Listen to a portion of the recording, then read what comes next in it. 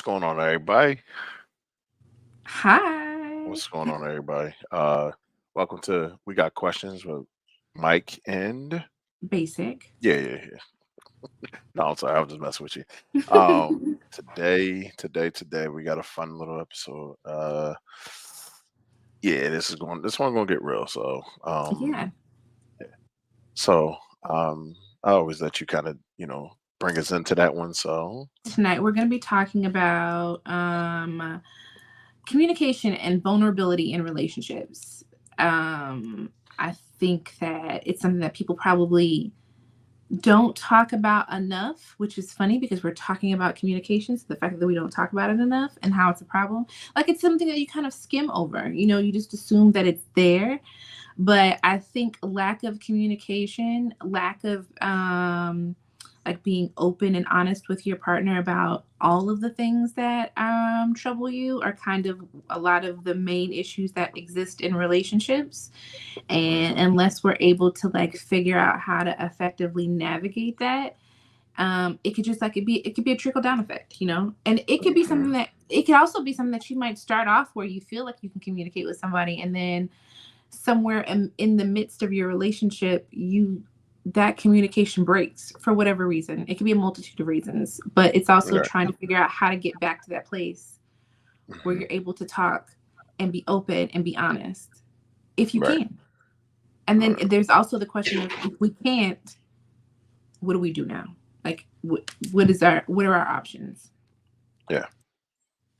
So, I think everybody, for the most part, has experienced like vulnerability in relationships and wanting to be vulnerable in Mhm. relationships.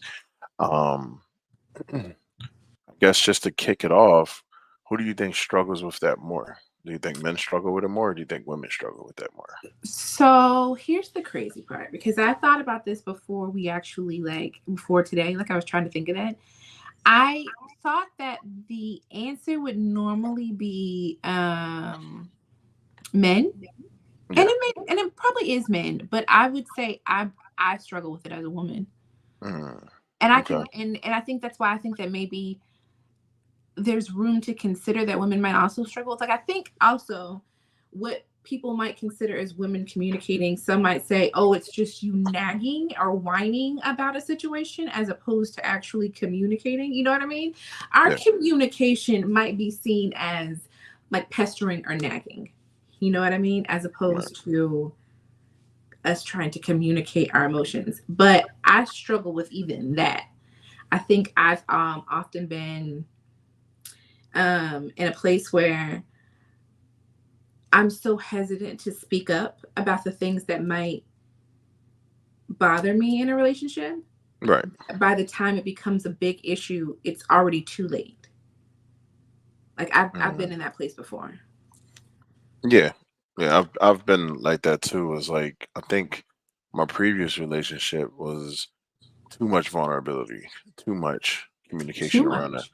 Yeah, it was almost like, and what I mean by that is like it was too much um having to secure somebody's issues and stuff Mm, like that. So it was like where I wanted you to be vulnerable with me and stuff like that, completely fine. It was almost like now it was my responsibility to make sure that I don't break your trust or do this or do that, which is already applied, but it was like the littlest things can. do you think that okay? So wait, let's dive into that, because I don't think I ever thought about it as it being too much communication. Mhm. But do you think that it was like too much of communicating that this is a problem, or you feeling obligated to never make a misstep? Never make a misstep. I Mm, think that's really what it was. It was like trying to be perfect for that person, where right. like in a way, I probably wasn't taking care of the relationship the right way, maybe because I was trying my best to be so perfect that I was actually making issues happen. Yeah. I think like so I would say like maybe it wasn't the communication that was the problem. It was the level of response or responsibility that you felt Yeah, in that, like from that. Like I think it's okay to say this is a thing and we don't have to agree on it. You know what I mean? Like we can yeah, say I feel this way and you be like, "Okay, but this is not that's not what my intention was." Or this is what I meant, or you know what I mean? Like I feel like there has to be part of communicating has to be both people understanding and not one person always complying to the other. First of all, we've got 4 people in here. Everybody, please take a moment, say hello. We want to see you guys and talk to you guys in the comments. Also, yes. hit the Please like say button hello. for us, share it out, all that stuff. Subscribe if you haven't. But I think that there's like I think we assume that communication means we have to automatically like there's no we have to comply to everything, Mhm. and that's not necessarily the case. I can be receptive of what you feel and take it into consideration, but I also think that it's important to take my feelings into consideration. Right. Say shit. Why? Hi Milan, hi Marcus. But I think that's What's the going issue. on, I y'all? think that's the point where some things become like nagging. Like if you feel also like everything isn't always a problem. You Right. know what I mean? Hmm. Every time you feel a way does not mean it's a problem. We are allowed to be, you know, different people, and we can't expect for our partners to be everything that we want at all times. We are different people. They can't like the same things, they can't think the same things that we do, but we have to also be able to respect. You're welcome, Milan. You're welcome. Try it. Let me know if you like it. Yeah, she does like it. That's the part. Yeah, you can Let me tell. know. Let me know how you So, like it. so, um, the interesting part about being vulnerable is it's you're asking, of course, you're asking for a safe haven. You're asking for, and your partner. The point is for your partner, Tori. to be trusted with possible. Yo, Tori, what's up? Um, the partner to be trusted with information that could be near and dear to you. I know Mhm. you're reading Marcus's comments. We're gonna Yeah. get to that in a second. I'm gonna get to you 1 second, Snacks. But you're reading stuff that is very, very personal. Sometimes they can be very personal to you. Mhm. Um, where you're asking someone um to be there for you in your darkest times, during your lowest times, possibly. And you're trusting that this person is going to take care of you in the right way. Like Right. because there's being vulnerable in a relationship is very, very, very, very key. Like Mhm. that's I feel like to me that's the ultimate level of communication. Yeah. That's what makes love happen when somebody can be vulnerable with you to the point where it's like Right. I'm completely listening to you, I completely understand you, and we're gonna make this thing work. And I'm Yeah. gonna figure out I'm gonna find what I can do to try to at least put the smile on your face because you can't make somebody happy, but you can help them insist in their happiness. Like Right. so. I Okay. think so. And I think this might have been part of the problem for you. Like, I think sometimes we take so much responsibility in someone putting that amount of trust into us and being vulnerable with us that we feel obligated to Mhm. always appease, right? But I think that's the part that's the fine line that we walk. Like for me personally, I struggle with vulnerability in I'm gonna put your relationships comment up in the second, Mark. in general because it's just that like it you I have to be able to trust you in a way, and if I am able to be vulnerable with a person, that means that I found a level of trust with you. That doesn't mean that I'm looking for you to cater to my every whim, but it does mean that I'm allowing you into a part of me and I'm entrusting you with the things that you even might not like about me, right? You may not even like those things. It's a certain level of trust that I'm putting into you, but I'm not Mhm. expecting for you to always cater. or tailor everything that we do to what, because I want you to feel the same way with me. I want you to be able to say that you can, you know, talk to me and let me know those things and let me know where I might be falling short. So I, I sometimes struggle with getting to that place with people because I know that one, it takes a certain level of trust. And also, it's also a bit of like giving away a little bit of your power. Like if I'm allowing you into those parts of me and telling and being vulnerable with you and telling you the things that really matter to me and entrusting you with these certain like types of things, you hold a little piece of me, right? You got a little piece that other people don't seem to get. So for me to be able to get to that place where I feel vulnerable with you, I have to have a certain level of trust. And I think sometimes I struggle not with trusting people, but just like with getting to a place where I'm willing to like relinquish that kind of power. And if I can do that, that means obviously I trust you. But I think there's a difference between trusting a person in the way that you can be vulnerable with them and communicate with them, but also and also asking them to like, I'm laying it all on the line for you. Now I need you to take care of me. Right. You know what I mean? Like I feel like that's almost, I don't know if it's asking for too much, but I feel like it can lead to it being too much. Just like you said in your relationship, you felt like maybe there was too much communication because you felt like you were always trying to like make sure you never dropped the ball. And it actually became more of an issue. Um, because I tried so hard, I think that I made mistakes by trying too hard. I Mm, really do, and it's like I know some people can't really fathom it, but it's like I guess um you really got to know who you're dealing with. You know, like you have to pay that part attention because you never know who you're dealing with. You might be dealing with a person that got a lot of problems, mm, and you can kind of see it. But with me, I was choosing to ignore it. mm. But I seen that it was issues. Like I can see that it was something wrong, like, and I probably should have paid attention to it the first time around. Like Yeah. I really should. Like, yeah, if I can go back and change that, I probably wouldn't have had that relationship Yeah. because of the fact that, and it's not saying because we're speaking on vulnerability. It's not saying that I didn't want to be vulnerable with this person or anything. It's just that narcissism kicked in strong with the vulnerability. The trauma started becoming more of a weapon. Ooh. That shit wasn't good, and it was like, Yeah. and then how can I be vulnerable too? Where I'm Right. not trusting you anymore. I don't have Yeah. that same trust and care for you anymore in that type of way. But I'm gonna pull up Marcus's comment real quick so we Mm-hmm. can see it. He says, "I have four partners, with the oldest relationship being 4 years. I've literally never gotten into an argument with them." Um, That's amazing. he said, "There's no such thing as too much communication." No, no, no. It's not about that. How It's when you you're trying to overdo it for the person. That's the thing where it's too much communication. I'm giving too much. Whereas like this person is trying to ground me and say, "Hey, no, just do this.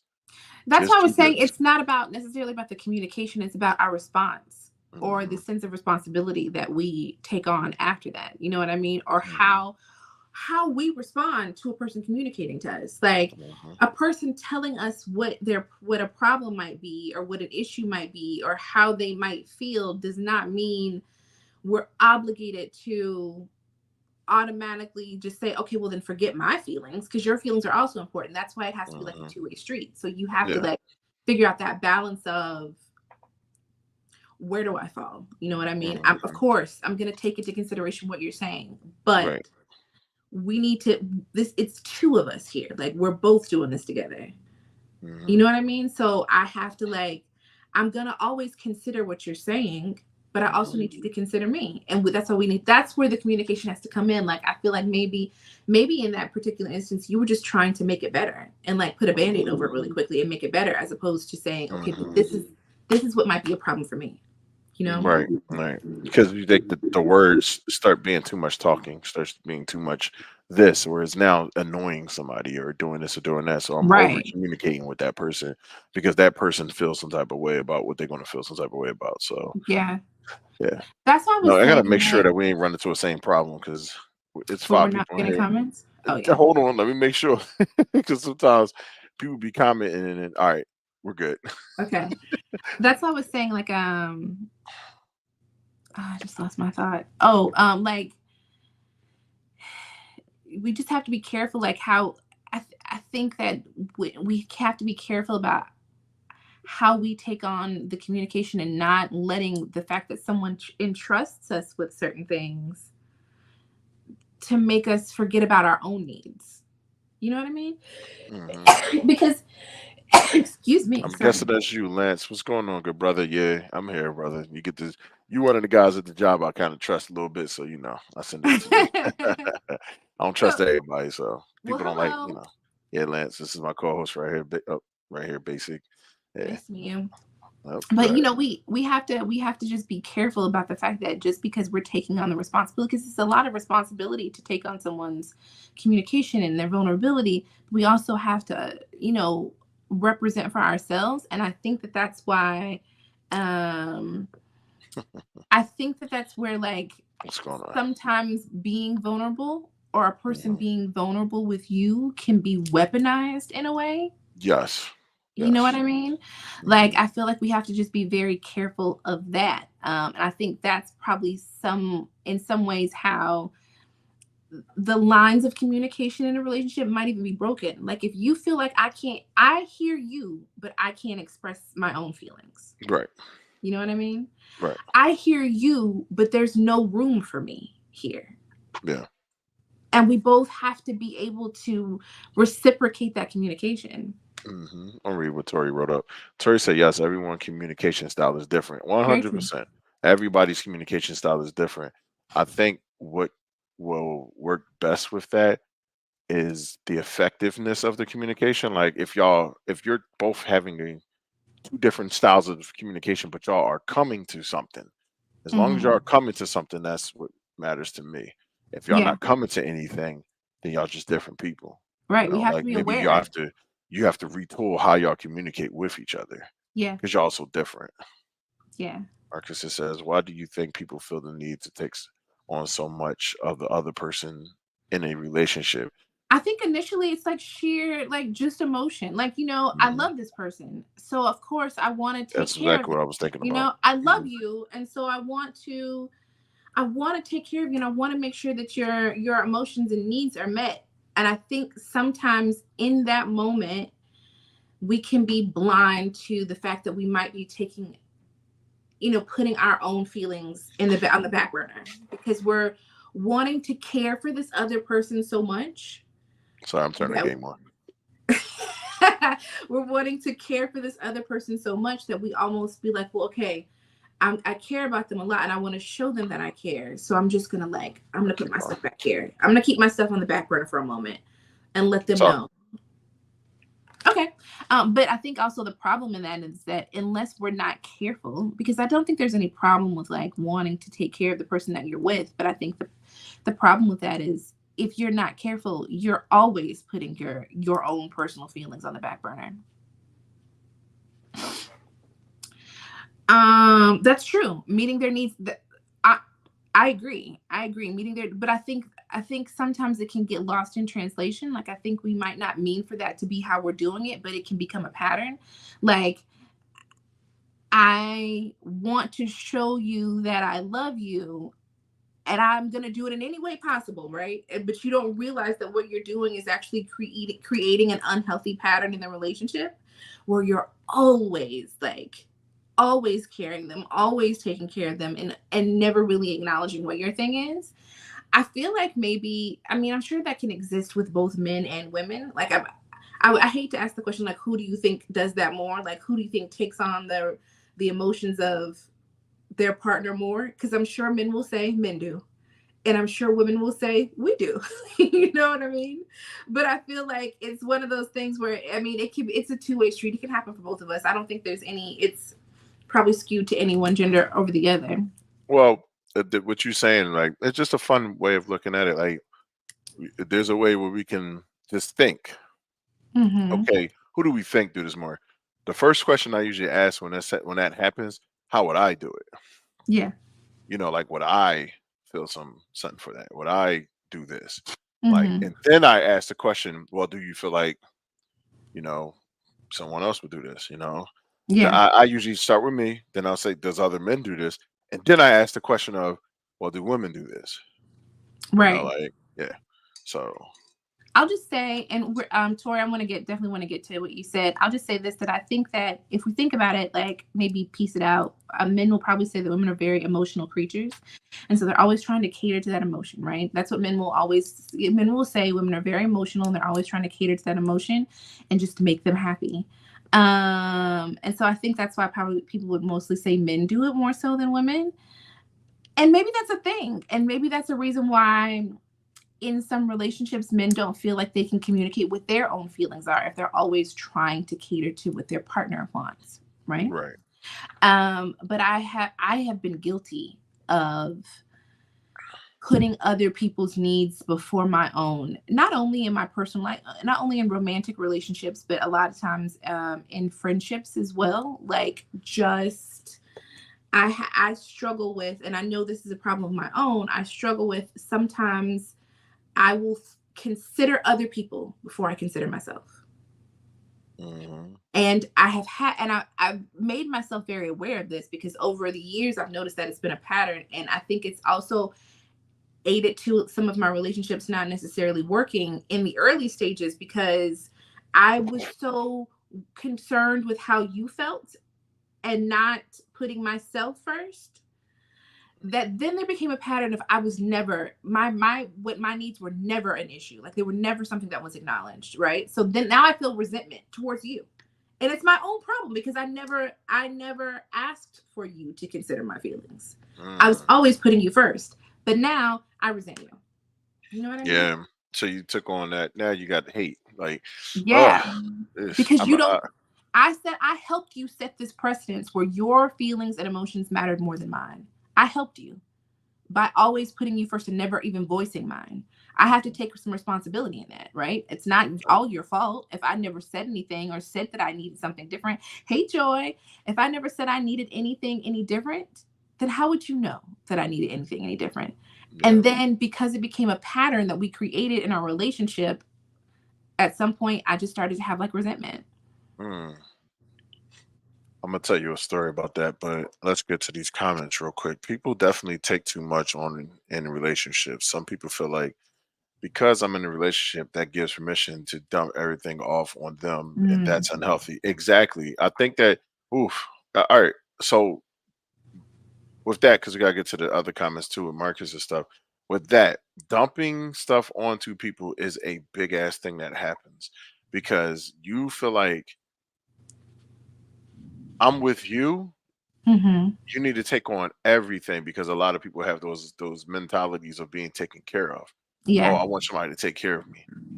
Like, so you want to give me everything that you have, all the good. 'Cause don't forget that that's a part of it. All the good and all the bad, and all the responsibilities, and all of this, and all of that. And then imagine like you not being on my team with it. And it just all I Okay. could do was just take on your pain and take on your stuff. It was like now we in the stage where y'all teetering in y'all relationship now Yeah. because you wanted me to take on every single thing you've been through in your life. Yeah. Like that shit is problematic as hell. Right. I think we have to be able to take responsibility for our own traumas and pains that we've experienced. We got to be able to take responsibility for our own traumas. I think it's okay to talk to our partners about the things that are bothering us, but we can't, because we're talking to them and communicating those things, it doesn't mean that they're now responsible for it and that they have to fix us, you know? Exactly. Exactly. Okay, so to what your question was earlier, Marcus's answer is you got it. Men are socialized via patriarchy to view emotions through a pinhole, so much that they invalidate the emotions. I just love reading his comments. I'm sorry, I'm gonna start over again. It's like, oh, okay. Hold on. Let me start from the beginning. Men are socialized via patriarchy to view emotions through a pinhole, so much so that they invalidate their emotions and experiences of women. So I say women carry the emotional labor in relationships. Yeah, because and even with that, like I feel like a lot of women feel as though they have to deal with that stuff. I think that some people, it's so crazy how some people can put women so low that they feel like that's all they have to do is just serve a man. Mm. When I hear people oh man, I can't, I want to do this. And there's nothing wrong with it if that's what you want to do. Yeah. But when you hear stories and you start hearing the stuff that they've been through, you start hearing about what they felt like they had to do to maintain happiness in their relationship. Mm-hmm. They had to do these things to maintain the happiness, Yeah. um like what Marcus is saying, like when all men feel like when all women are emotional, what's wrong with this world? Is it a woman's fault? Let's just be honest. What's wrong with this world a woman's fault? Is it a woman's fault that we're at war all the time? Is it a woman's fault that we are at war with each other all the time? Aren't we fighting with black men not giving a damn about black women? Only time that black men want black women is to have sex with them. Whenever we see black women, I have to say we because I'm a man, obviously. Um, I know what I identify as, but every time we see women, what is the first thing we think about? Like, we think about what they can do for us physically. Mm. We look at y'all beauty and we see that, and that's it. We see the beauty before we see the brains. Mm-hmm. Mike doesn't, but I'm just speaking on men. Yeah. A lot of men see that. So I understand that there are some men in this world that are, you know, how would I say it, that aren't like that, you know. But then there's a lot of them that are like this. Yo, Sofrito, what's up, brother? Welcome to the No. party. But there are men who are like that, and it's a damn shame because it's like it's really not that hard to just not be like that. It's really Yeah. all you got to do is just choose to not be disrespectful, but you cannot help yourself because the I only people you care about is the women that belongs in your circle of people. The women yeah. you care about is who you care about. You don't give a fuck about nobody else. I think we may carry the responsibility. We carry the responsibility of the emotion because I think we're automatically thought of as nurturers and the people who just be taking care of the relationship. Hi. Sorry. We're supposed to be taking care of the relationship, but it's a heavy load for anyone to carry, right? It's a heavy burden for anyone to carry, especially if you feel like you're carrying it all on your own. If you aren't fortunate enough to be in a relationship where both people are equally trying to work towards like communicating, equally trying to work towards, understanding the two, equally considering one of another, and one person is carrying the brunt of it. And Marcus has a point. Like, to some extent, men have been taught that, to hold your emotions tight. You know what I mean? To keep it all bottled up and wrapped up. So sometimes your non-expression of emotion might create a bigger problem because now we're not even addressing what your feelings or needs are that might even be expressed through frustration or anger or just shutting down because you're not communicating stuff, and then we have to figure it out. You know what I mean? But I wonder, like, is there a way to, if you're already predisposed to not talking about how you feel, how in the beginning stages of a relationship, what's up with those eyes? How in the beginning stages of a relationship do you navigate that, right? Right. If you're already a person who isn't someone who wants to lay your emotions and your feelings and being vulnerable out on the line, how do you navigate through that? Right. Some people, it doesn't come naturally to just do. How, when you begin in a relationship, do you create the healthy pattern of both of you talking about things and voicing what your things are? You know what I mean? If you're not a person who's normally someone who does that, how do you navigate through that? Like, and if you're not careful and not paying attention to the fact that maybe your partner isn't doing that, aren't you just creating a pattern that's consistent of, we're not communicating effectively, and I didn't even know it was a thing. Like, you never told me you felt this way. Right. You know what I mean? You never told me that you felt upset. We've never talked about it. You've never said anything to me, and now all of a sudden you're mad at me. But you never told me you felt a way. We've never had these conversations. The question is, how in the beginning stages of a relationship, do you navigate through that? Like, how do you figure out that you're not like, how do we get to a point where we are both talking about stuff? Right. Where we both trust each other enough to both say how we feel? And also, how do we get to a place where if a person tells you how they feel and it doesn't feel good to you, how do you not shut down? Because it ain't always going to feel good. Like, it's not No. always going to be nice. It's not always going to be in a pretty package. It's not always going to be what you want to hear. Right. Yeah, therapy. But like in the beginning, you know what I mean? In the beginning. But therapy, I mean, is probably the answer. Like, once you reach a certain point in your relationship, I think that's the only way. Once you reach a certain point that you can talk about it. But like, if we have to be able to not respond defensively when things come our way. Yeah. Now, there's so many elements of communicating effectively that are important to a relationship working, but also not having the expectation that everything's going to be perfect or that we're always going to like figure it out. Yeah, because that's we're Immediately. definitely not going to always figure it out. That's the part. This is a wild area, as a lack of men lack the language to actually express emotions they feel. Yeah, 1000%. I think a lot of people, the fact that they can't even express it anymore, they just don't give a damn because they Yeah. don't care to do it. The thing is, um, when you only know how to speak a certain language and only know how to do a certain thing, you get numb to everything else. Yeah. Like you just care about just this. You care about like how it works for you, how it is for you. You know, I'm going to disrespect this person. I'm going to be able to, and he can't say nothing to him. Like the Right. stubbornness behind it. Other men can't even talk to him because if you do it, then now you're a problem. You know what I mean? Like you can't change nobody's mind because they don't want their minds changed, you know? True, Marcus.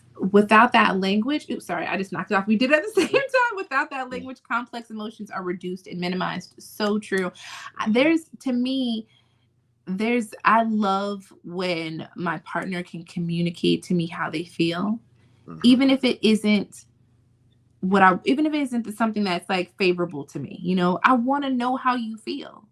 I want to know how something makes you feel. And I can appreciate that language. But if we're not, I mean, maybe it starts in the home. You know what I mean? Maybe it starts with us teaching our children how to talk about how they feel about stuff, how to verbalize how they feel, and to not feel like they can't say. And I know that it probably sounds super soft, Mhm.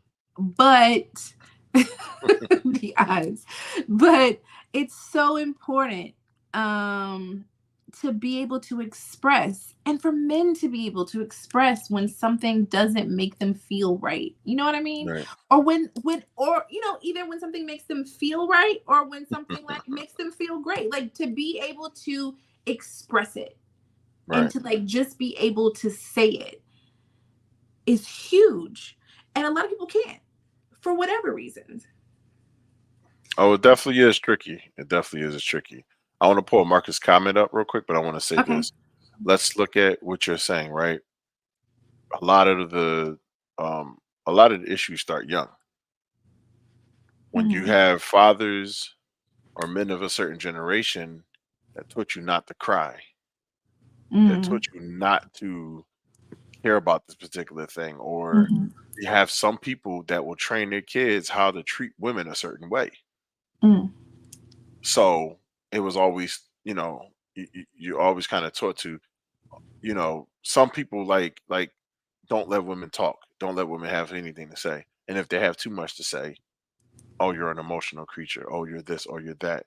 So now the communication is killed right there because you lack empathy. Yeah. You know what I mean? You don't care about that. You don't give a damn about how someone else feels. Their only job is to just do what you need them to do for you, and that's it. Right. Like, but in a way, I can never be wrong about anything. Like a woman can't be vulnerable with a man, but a man can be vulnerable to a woman. They should be able to come home, have the conversation with you about their day and what went on with their day. Mm-hmm. But you can't do it and vice versa. You know what I mean? Yeah. Like, and that's the part. And yeah, it's mainly a lot of men's responsibility because a lot of us we don't have empathy for people. You know, like we just look at it as, you got that old school generation mentality that is sitting in this new generation, and it don't make sense at all. It is not for today. Yeah. So Paul Marcus is comment up real quick. He said, yeah, I'm saying they literally don't have the words. So where they see fear, others can verbalize insecurity, anxiety, rejection, etc. True. I agree. Some people just don't have the tools to be able to communicate what it is that's happening up here. You know, Yeah. I don't know why I keep sneezing. I'm so sorry. It's all good. Sinuses is coming through. I know, but some people just don't have the tools to be able to communicate it. I think it's funny because to an extent, as a girl growing up in my family, I feel like we didn't always have those tools to talk about things. Because I grew up in a household where, not that emotions weren't accepted, but it just like, it wasn't a thing that we really like. It was like, toughen up. You know what I mean? Like, why are you always crying? I was always called a crybaby, and I am a crybaby. I get it. But I was always like a little bit of a crybaby, but it was important to me.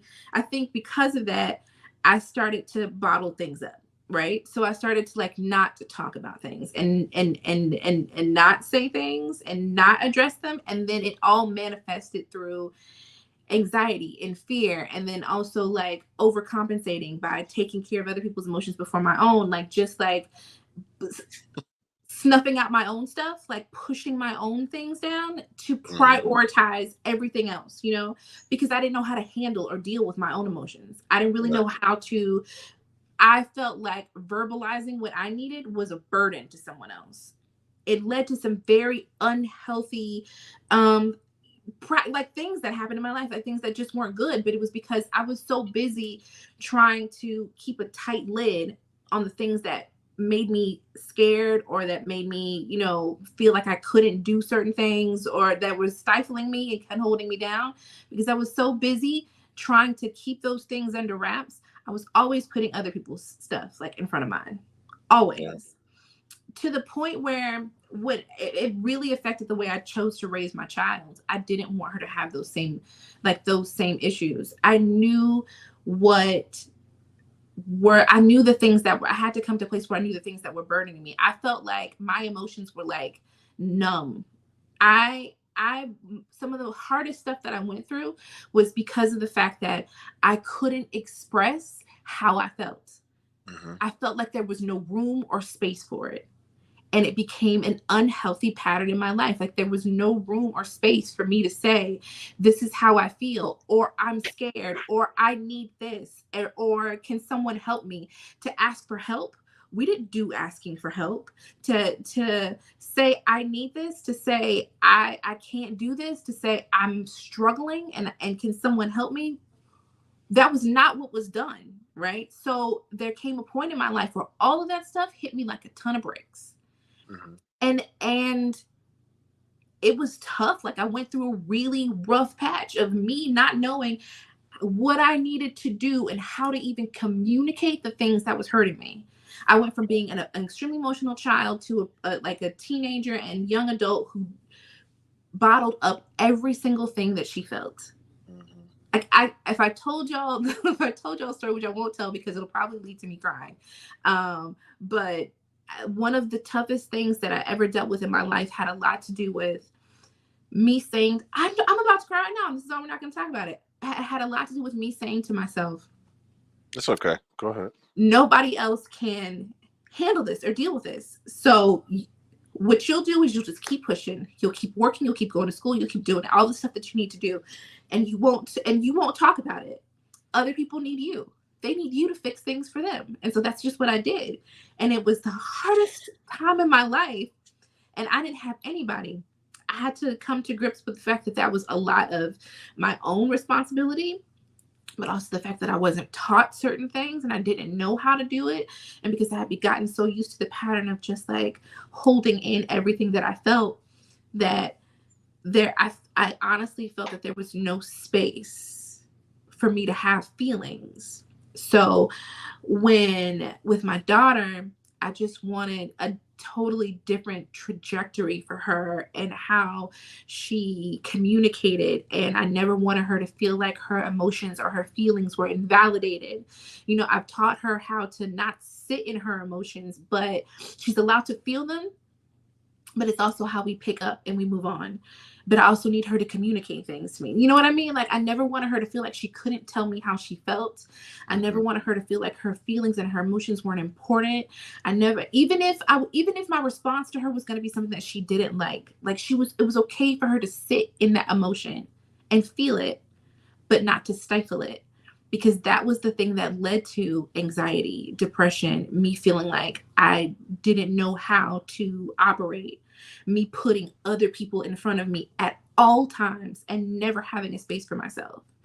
So, like, I get how it can work for men because even though, and I don't think it was like, of course, it wasn't intentional. I just don't think my parents had the tools. Like, they didn't know how to teach me how to be able to talk about things, and they didn't know how to deal with an emotional child.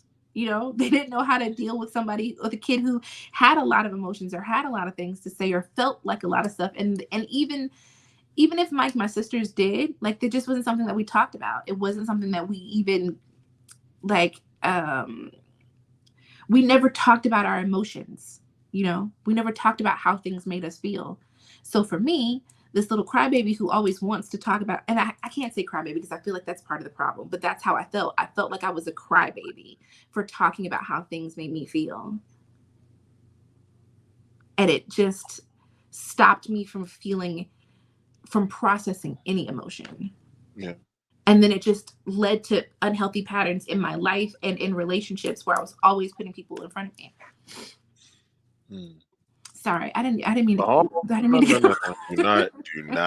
Do not apologize. You know, this is your space. I'm in your world right now. So it's like you have the space to speak anything that you choose if you choose to. Oh, I'm sorry, So, Joy. I didn't mean to make oh, you feel. I didn't mean to make you emotional. yeah, you But most yeah, likely gonna hear from Joy later. So, but yeah, it had a, you know, I get why, I get how men cannot have the tools. I didn't have the tools growing up either. I didn't know how to talk about the stuff that I needed to say. I made a lot of rash decisions and things that hurt me, not other people, but hurt me in the long run, just based off the fact that I felt like there was no space for what I felt. And that what you do is you keep it up. Never put listen, this is how I'm struggling like at this point right now, because I feel like I'm always battling this place in my head where I'm like, um do you cry or do hey, you keep Kristen, it in? Like, welcome, do you Kristen. cry or You do you made it.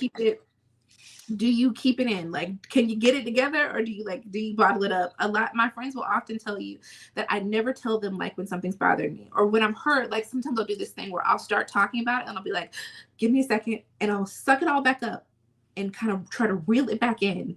And it's all a Hmm. part of that. It's all a part of this learned kind of like behavior of keeping everything in this tight little confined space and bottled up to me, because you're just supposed to be tough and you got to figure out how to get through it, and you don't have any time to be weak, you know. So I have something to say to that, and it's like for me, um,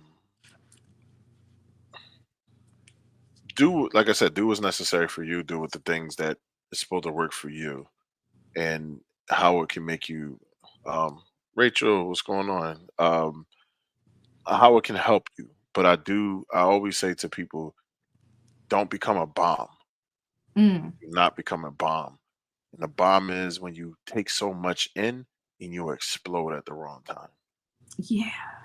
And it sometimes it's not the people that you're enemies with, it's the people that's the closest to you. Mm, Read the Four Agreements when you get a chance. I know there's other books. Marcus actually has very good recommendation for books and stuff like that on stuff that he reads.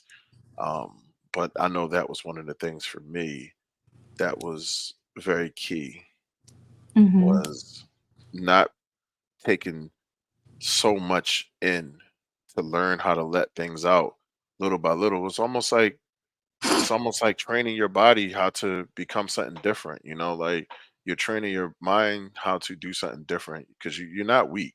The weakest person is the person that uses that what they bottled in and seep it out in pain and throwing it back at everybody. Like Mhm. you can see that it's something wrong with them, but they so stubborn that they're going to act like it's something wrong, but they're going to keep disrespecting you because it's easier to put that on you. Don't put that on me. Let me put that on you. Mhm. And like I said, you don't want to become a bomb because that bomb, when it explodes, it can explode at the wrong time at the wrong person. And Mhm. then you got to think now what you did, not you, but just what that person did trickles on to the next. Now the Mhm. child that you probably snapped out on, the friend, the family member, the somebody who was probably the most trusted, loved person that you have now looks at you different. Now Yeah. cares for you different because of what you did. Even though they can forgive you, that not forgetting part is still there. So I know you want to get to these comments. A lot of people Yeah, we got some good um stuff. yeah, go ahead. You can start from whenever you want to go up. I know Rachel wrote Um, something. Oh, Rachel wrote a long one. I know, I like it.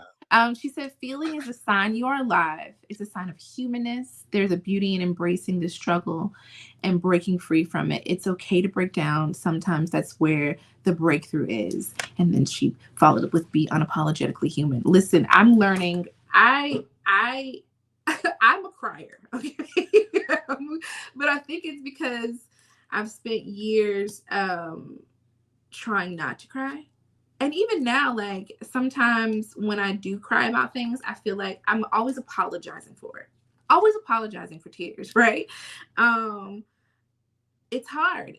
I think because you're taught that your emotions are too can you can be taught that your emotions are too much or that it's a weakness to be emotional that you I think I'm still trying to learn. Like I'm still trying to figure out how to balance the two. I'm still trying to figure out how to be comfortable with sitting in how I feel and being comfortable with expressing how I feel and not feeling like that expression of how I feel is a weakness to me. Okay. You know what I mean? Like I always feel like I'm I'm gonna look that up, Lance. ooh, Atomic Habits book. I need Yeah, I'm gonna look that up. I need to look that up. But yeah, Yeah, I Kristen, always that's the feel like shit. I'm like toggling back and forth between Mhm. trying to figure out what that space is. The generation before us instilled that in us, like showing emotion. Listen, so it's the truth. Like we that just wasn't something that we did. Emotional regulation. Emotional Um, regulation. was that in response to me, Marcus? I know you probably see the comment. Was that in response to me or basic when we was talking about I stuff? don't know. Usually people like that project, you know. Oh, he was saying people usually like to project it out, like when they bottle things up. Project. Oh, That's when wow, I you were saying talking. project. That's what you said project. When you were talking about people like being in a bomb, Hmm. talking about people like he was saying people like to project, you know. Yeah, we see. That's good. Let it out. Hell yeah, brother. Hell yeah.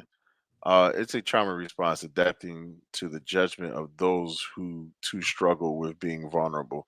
Yeah, yeah. A lot of people struggle with being vulnerable big time. We've gendered emotions, and it's a dangerous ideology. You're right. Kristen says that's so me. I'm a crier, and I will cry in a hot second. I was told in a previous relationship that I used to cry to get out things, so I found myself avoiding crying at all costs, and that's not Ooh, me. we're Yeah, gonna when you come gotta back be to this. somebody, yeah, yeah, We're yeah. gonna We'll come back save to it. this. Imma She said she start was this told that comment. right. We're gonna She start was the comment. told that she was using her emotions to get out of stuff. We're gonna come back to this because that I feel like That's fucked whew, up. I ain't gonna lie to you. That's deep. fucked up. Imma read some more. It sucks. I feel like I'm still back at square one with holding it all in because when someone gave me the chance to express myself, it later got used against me over and over again. Let's stay right there. I want to do that right now, but I want to get Sofrito said yes. He was Sorry, my phone's in Spanish. Got you, brother. And yeah. Kristen, girl. Okay, what she wrote is one of the most common things, and there's a reason I want to segue into something because I know we're talking about relationships for the most part. Mhm. Let's talk about friendships and associates and people that you think you're cool with. My guy Lance is in here. I work with guys. He's one of the guys I like a lot. This is my dude right here. I'm not gonna lie, Mhm. that's my guy. Yeah. Pause, Lance, because I know how y'all do at the job. But no, I'm just messing. But It's like you like um, me. he really likes me. No, I'm playing. So when you got people that you work with, when you got people that you might meet, just out hanging out with friends of friends that might not like you, but they didn't say they didn't like you. Um, right, bro, right. But they might say they don't say anything.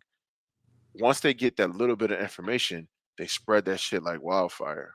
You know what I mean? Mhm. Like my man Lance, no, we had a. I'm not gonna talk too much about it because I don't want to go too deep in it. Had a whole situation happen at my job with text message and stuff was involved. I Mm. was I was claimed to be the main culprit of the situation, right? When that all happened, these are supposed to be from people that are my friends, that I'm not friends, but just my cool associates at work. So I don't know who did it. I have no clue. I don't care either way. But some shit stirred around and got spread out. Mind you, when the stuff was happening, I don't know if you was in there, Lance. When the stuff was happening, when the text message and stuff was going through, I was sitting directly next to the person that was receiving the messages.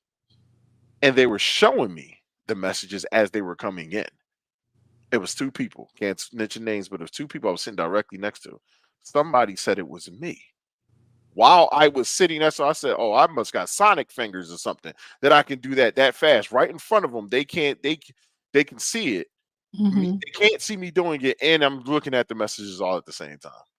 So it spread like wildfire, and it just so happened that I don't know who it was. I have a grand idea, but when you got people like that, that's cool. What you thought was cool, and it don't work out that way.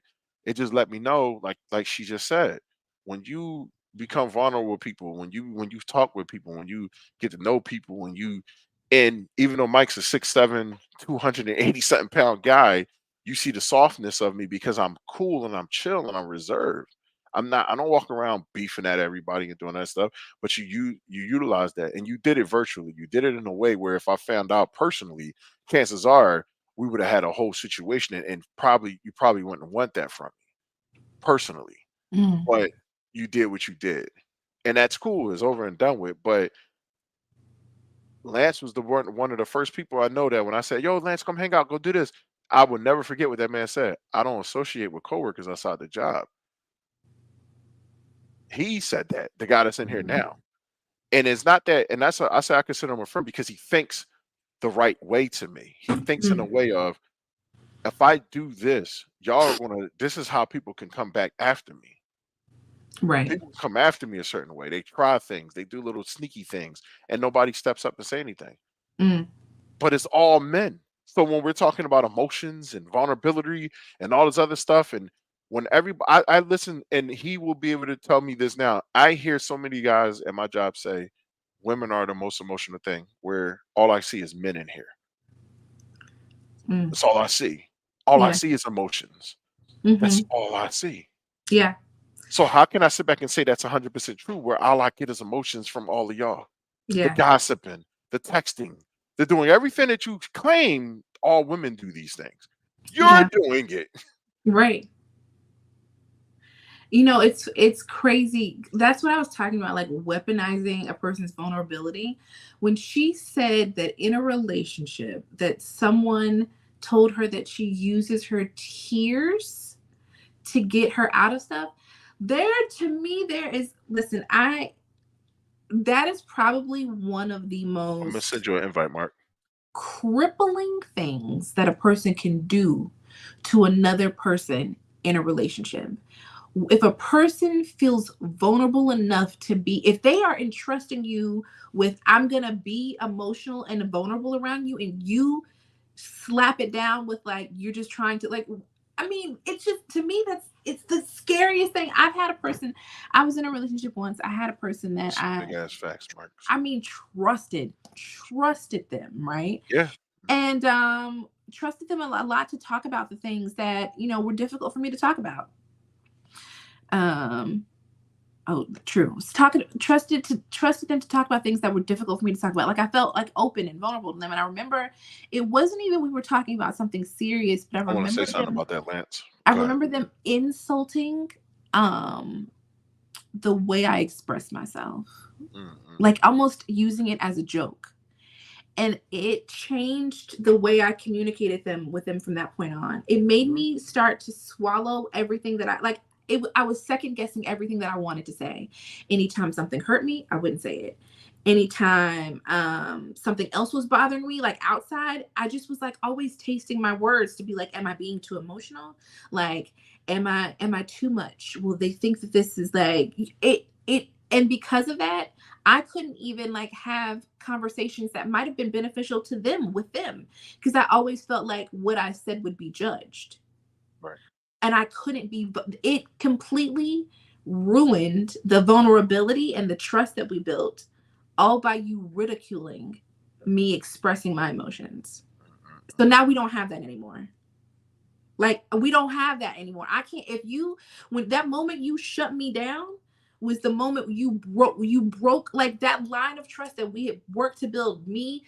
And it's difficult for me to be able to be vulnerable with a person. So if you can shut me down while I'm trying to like let you know how I feel by ridiculing me in the moment, now I can't talk to you about anything. Like I don't feel the trust anymore. I don't feel like I can tell you anything anymore without thinking you're gonna judge me. And that's the worst. That shutdown, that like cutting that line of trust, horrible. It's a horrible feeling, especially when it's a relationship that you care about and you want to be in it. But now I don't even know if I can talk to you because you've made me feel silly for being vulnerable with you. And that's and you know what, and like I said, that's the part. It's like the people that we feel as though we have so much care and love for, Mhm. like when it comes to your friends, because they Mhm. always say your friends is closer to family because they know so much more about you. No, not so much more. That's not a word, but so much about you. Mhm. They they have no choice but to kind of hold on to that. They have a choice. Don't get me wrong, because that's why we're talking about this. But like the true ones know your darkest secrets. They know what's the worst things about you. They know how you talk. They know how you walk. They know how you do things. They know how you sneeze. They know how you fart. They know how you do everything. And when it seeps out into the world, one of the worst pains I ever felt was being betrayed by one of my friends Mhm. because I wanted to hurt him so bad because he knew things. Mhm. Like I wanted to hurt him so bad. It's like I never felt that much rage in my life. Like in that moment, never felt that much rage. Where Mhm. it rushed into me so much, I felt like I wanted to cry, but I couldn't. Like I Yeah. just needed to just hit something. Yeah. And like I said, I'm being dead honest when I say this is the reason why I'm the way that I am. I am scared to get into a fight, not because somebody's gonna do. It's because of what I can do. I will be scared to be in a fight. I will literally make sure that I'm never in one ever, unless I have to defend myself. That's one thing, but I'm scared to be in the same. And then to have a friend, somebody so close, and somebody so this do that, you really build up this rage in you that you don't because they know so much. Like you said, like it's crazy, and that's why I want to go back. What did Joy say? Yeah, Oh, bro. Yeah. I want to read his comment real quick. I want to go to okay. Lance's comments because when you I want to put this up real quick, and then I got a couple others. When you experience this right here, this is exactly what I'm talking about. What he wrote, what your friends doing you dirty, like he had to stay to himself. He had to Mm. stay to himself just to make sure. And then, can you imagine how depressing that really could be? That can actually lead to depression because you're staying away from people that you want to talk to. I get it. So, like, it hurts so bad. Like, you really sit in a space where it's like you can tell somebody's quiet. You can tell that the one thing about me, I'm super observant. I am one of the most observant people I feel like that I know personally. I will stare at things and analyze it in my own way. I don't want to assume it. I just analyze it Mhm. and I think things. to myself. I'm not going to assume Mhm. because assuming is actually projecting that on that person. But I can see when somebody's dealing with some things where they want to get away from people, when there's only certain people that they trust, when there's only this, when there's only that. You know what I mean? The feeling someone out type of thing. Like, come on, like it should never be a space where you feel as though this is what it is. That's why I'm very selective on people I have in my life. Mhm. Me and Marcus met each other in the 8th grade. We found out we were family later. Mhm. We have been friends, family, brothers since 1999. My oldest friend is 1996, and they all still here. No one has gone away. So, like, these are the people I can be vulnerable with and trust them with my life, and vice versa. We would not still be here if this was the case. If Yeah. no one trusted nobody, we would not be here to talk about this stuff to them Yeah. in that way. You know, and we should be in the space now where this is what we're looking for now. We're looking for comfort and vulnerability. Mhm. Everybody looking for a friend, but I'm looking for a friend that I can sit there, shoot the shit with, but really be real with them. Not real enough with them that is just it's going to be detrimental to them, but real enough with them where they can sit back and say, "Bro, I got you, bro. I'm here. Sis, I got you. Sis, I'm here. They, them, however you want to do it, however you want to do it, I'm here for you." That's why I don't have phobias. I just don't have phobias. I can't do it. I love everyone. I don't care what it is. You talk bad about it, I'm going to have a conversation with you to defend who that is that you're talking about to the best of my knowledge. Like, this is the reason why I feel like we need this more. Like, I don't have time to have hate in my heart. I really don't. I Mm. really don't have time to be have hate in my heart. And I feel like this conversation should be something that should reach somebody in some type of way that to just show them that there are people in this world think that thinks in love, that thinks in care, that thinks in all these things to want to be better and do better and not hate you because or use your secrets against you or want to do these things to hurt you. Like, Yeah. this ain't it. This ain't the people. These people in these comments wouldn't be sitting here if that was the case. If they didn't give a fuck, they would just leave and go look for another bullshit ass conversation. Mhm. So true. I'm reading some of But these comments and stuff. okay. I'm just putting them on facts. The shutdown was the end. Ooh, That shutdown. Ugh. yeah, It can ruin the whole all thing, of the whole that. relationship. I lied to people. I feel you, Lance. Sometimes you gotta do what you gotta do, brother. You gotta do what the fuck you gotta do to keep these crazies out of your fucking face. For real, for real. Facts. Me too. You find it a lot out when you listen. I Listen. choose people I have around me. Exactly. Exactly. I've been with my wife for 23 years. My best friend. That's how I make it. Yeah, man. And that's a beautiful thing, man. I'm happy that you and your wife been together for so long. Y'all got a beautiful daughter and everything. It, for real, if you ever see Lance, this dude look like he younger than me. He older than me. He about 41, 42. So y'all there doing this thing, taking care of that Me kid. too, Lance. So yeah, 41 up top. hey, That was me giving you a virtual high we five. don't we call I call ourselves the old head young boys, like old head young boys. Yeah. There's also the, we're talking about weaponizing your vulnerability, people who yeah, you say you You old. old. Fuck out of here, big man. People who Fuck like out of here, sis. will use Punk the ass. things that you've been vulnerable to them with, wait, vulnerable with them against you. You know what I mean? Like, that will use the things that you've said to them, use your insecurities, use the things that like you've opened up to them and use them against you as a weapon later. Ooh,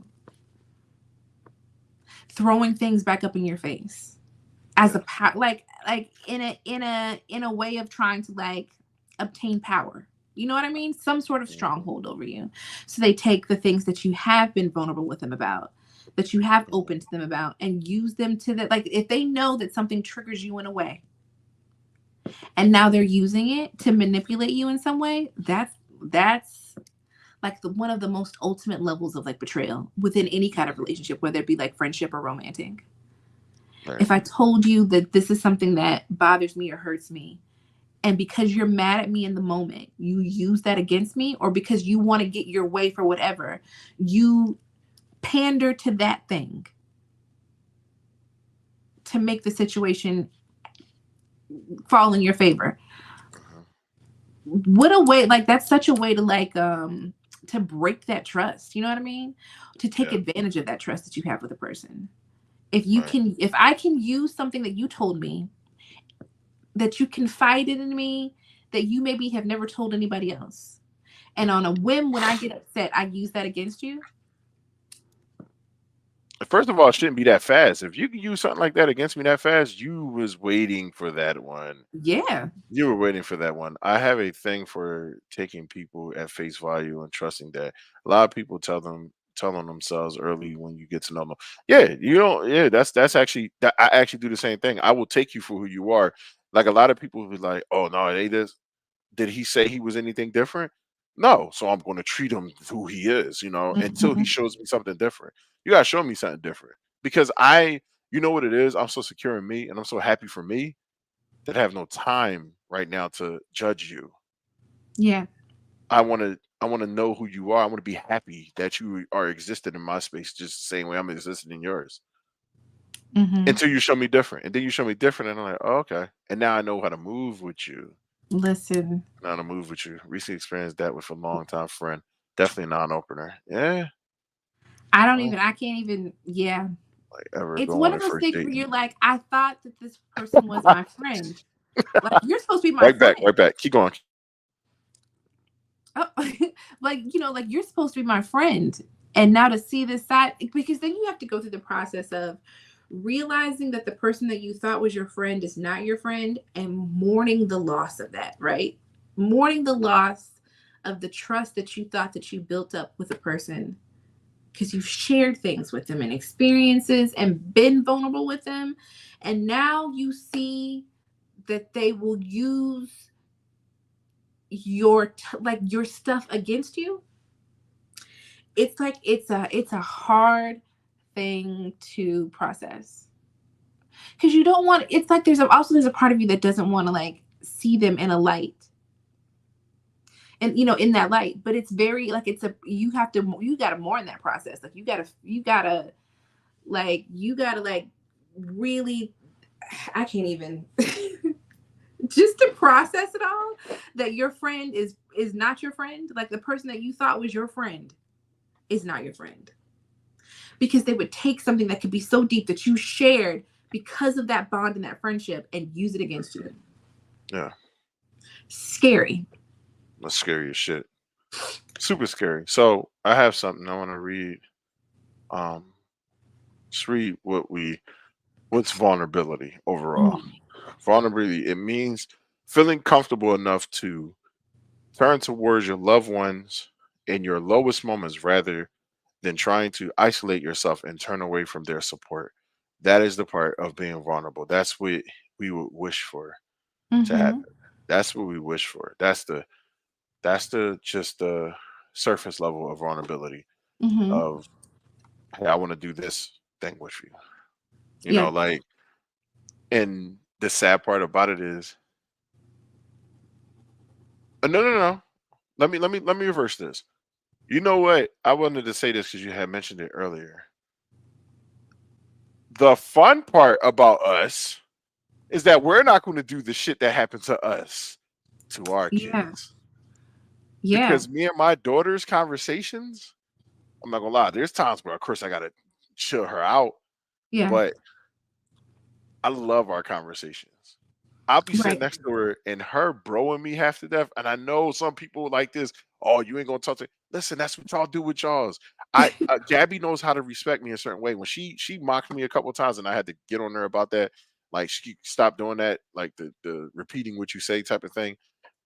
But outside Mm-hmm. of that, she listens. She's Yeah. very well behaved. She's not a destroyer of things. She's not a disrespecter. She's not. That's not how she gets down. Yeah.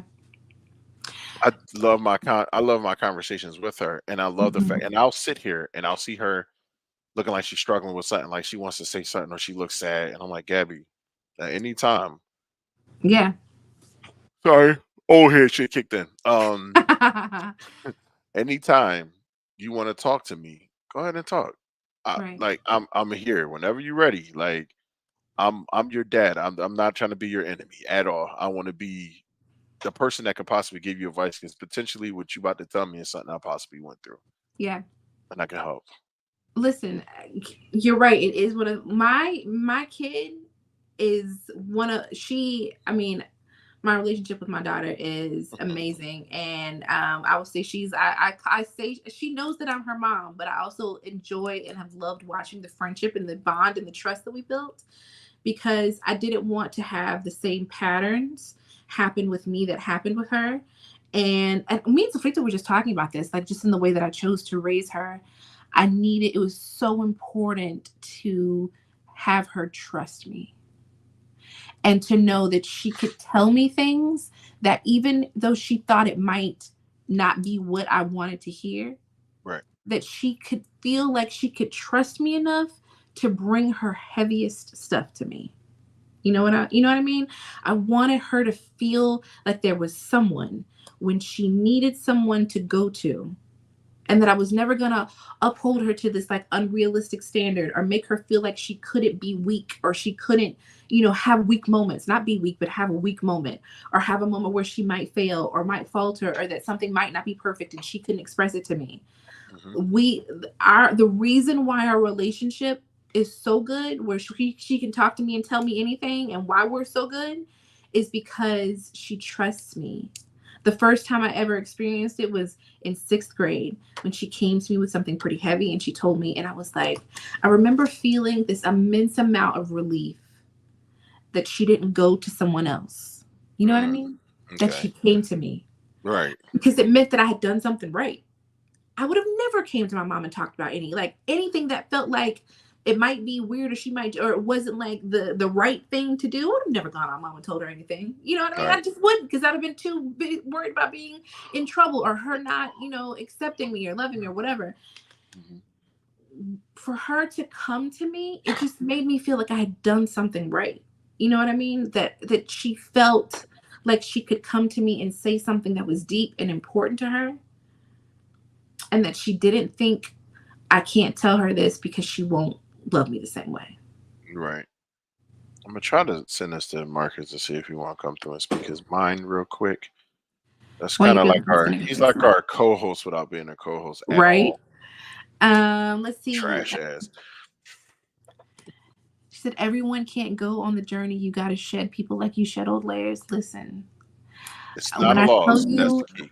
I am learning that. I'm learning that. It's a hard lesson to learn, but I'm definitely learning it. It's not a loss. It's a lesson. Not y'all in here trying to make They me both cry. speaking the same language and shit. Not y'all Like in here trying to make me cry tonight. We ain't doing this. Y'all keep trying to get me to cry. I'm not crying. she Because said, yes, like they never really let you. Listen, it's a whole heartbreak. It is.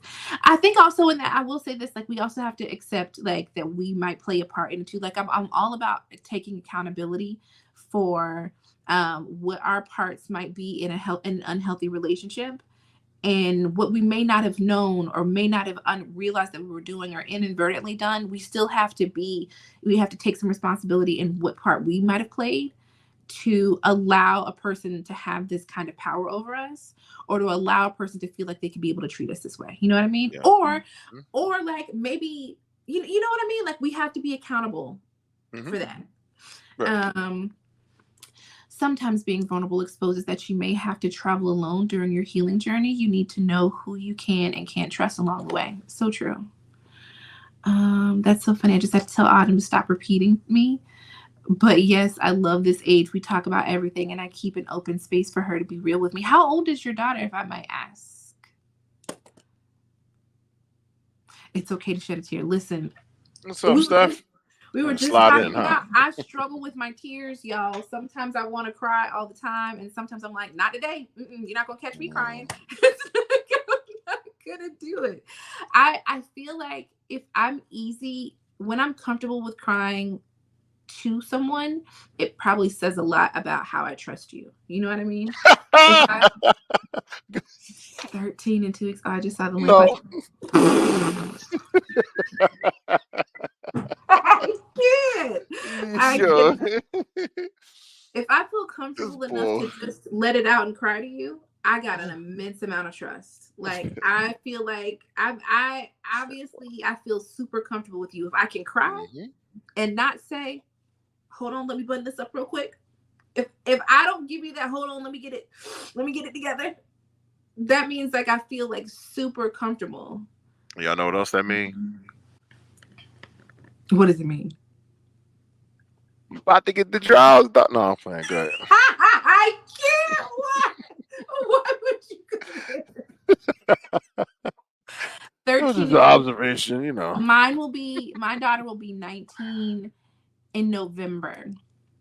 And yeah, I think it was around 13 when we started having like just really open and honest conversations, and it just made me feel like I had done something right if she felt like she could talk to me. And also I just like it started to just make it more aware that what I was doing and the approach that I was trying to take was kind of working, in the fact that she felt like she could communicate things to me, like the way she felt if she was afraid of something, like if she was feeling vulnerable in the moment, just the fact that she knew how to talk to me. And then also seeing it throughout the years has been a beautiful thing to watch her be. I always said that my mission in life is for my daughter to have all the best parts of me, and then like be even better, right? Right. So I want to Right. give her all of the best parts of me, and then teach her all the things and the tools to be even better. Even though I know she won't be perfect, I want to Mhm. like give her the tools to be an even better person than I was. You know what I mean? To be able to like withstand stuff. Wait. Yeah, we about to get 30. I forgot about that. How we forget so fast? I don't know. We really have to get to using Thuddy If in y'all don't more. know what 30 is, I know we actually the crazy part is the one thing I do love. If y'all haven't followed, follow us, please. Please share it out to people that will benefit from this. Um, Kristen, if you get a chance, reach out to Antoine. I want him to come on one of the episodes if he can. If not, just come in and join. It's something I want to talk about in the future. I will talk to you about that later, Lee. But talk to you about in the future. I don't know. Whenever I got ideas, I feel like it's time to like you gotta let me cook. You gotta let me cook. Uh-oh, our unofficial co-host has made it, you know. Thank you, baby. Yo. Sign your name on the pity side. Yeah, Oh, I had to put the yams away real quick. He My got bad. dimples in his hands too, the freckle. One. Wow. Nah, go ahead. So, go ahead, Lee. He's there. You got any questions? what do I have questions? Wait, Wait. questions? Oh, He was like, I didn't come here. I didn't come here. I don't even know what no, part we of the listen. We're conversation just you wanted talking me to about. talk about. Yeah, we just talking about just basically all the vulnerabilities and communications and stuff. You did mention earlier how you and your partners never argue. You never, just from my observation, you was never one to argue, even before them. But I know you have had experiences with it, of course. So Oh yeah, yeah. yeah. I'm just saying out of the current relationships that I have, Mm, I've never had an argument. But I'm also in a totally different wheelhouse than I used to be, and my relationships reflect that as well. yeah. Um, so yeah, I mean, that's something that's just taken a lot of time, experience, and understanding. But as far as like, I kind of just said that because, and I've actually changed my mind because of the conversation that followed that, in me saying that there's no such thing as too much communication. And I don't really think that it's a thing of communication so much. And I really don't have the thoughts to express where I'm landing now, because you guys have kind of changed my mind in the midst Mhm. of that conversation. Oh wow. Mhm. But you know what, Mark? I was also thinking about when you had said it. I could have actually misspoken on that too because L- Lee was kind of hitting on something where she was like, the communication has changed anyway because the response wound up happening. Once the response to it happened, I don't know if it was just a level of that person was just annoyed or anything like that, like, and not just me just over communicating, but I actually probably was just annoying the shit out of them and without them saying anything, and they probably just responded to me this way. and I It wasn't could have been. reading it right. Yeah, that's what I was possibly getting out of that. But but then I got my thoughts on, over communicating means you're doing too much sometimes. You're drawing, as we say in Philadelphia. You're drawing. So like, yo, chill. You're doing too much, bro. Like, chill. Like, so I do think that that's a thing too, like doing too much. Yeah, it's just so many variables. Like it could be a matter of not necessarily how much is being said or just what's being said. Sometimes it Right. doesn't take people saying a lot to over communicate. Yeah. So it's a nuanced conversation. It's just a lot of moving parts. Yeah. Especially when you start zoning in on like one particular relationship. It could be a million different variables. Yeah. It also has a lot to do with just like taking into consideration the other person, maybe their headspace that they're in, maybe their own personal experiences, and how you trauma dump. Like, I think people can do that a lot. Like, maybe I think it has a lot to do with just having respect for the other person also when you're like kind of putting your stuff out there. Not and this is where it's a fine, tricky line for me because I struggle with this personally, like knowing how to make space for me and my emotions in things.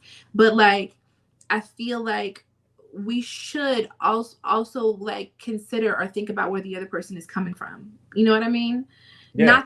Not that it invalidates how we feel, but we also need to consider like maybe we're putting too much out there and they're not able to, and considering what another person's perspective and stuff, that is just empathy. And empathy, as much as people try to label it, is not an emotion. Empathy is a skill. Yeah. That's why I said when you lack empathy, has to be learned and lack the reinforced. skill. Yes. It's a skill. Yeah. And it's actually a very complicated form of logic. People try to, I have made a comment around emotion and logic is not a dichotomy. We like to frame it as such because people have issues with power, and how we frame things plays into that power. But something like empathy is using other experiences and then building an understanding with that, which takes a whole lot of thinking and logic. So the more empathic a person is, the more reasonable they tend to be. I think that I often attribute my empathy to looking at my own situations. Sometimes I think about how things have affected me, or how people's actions have affected me, or things that have happened and how they affected me, and then thought about, well, because I don't want to create this same pattern, I also need to be considerate of how I approach other people in these similar situations, right?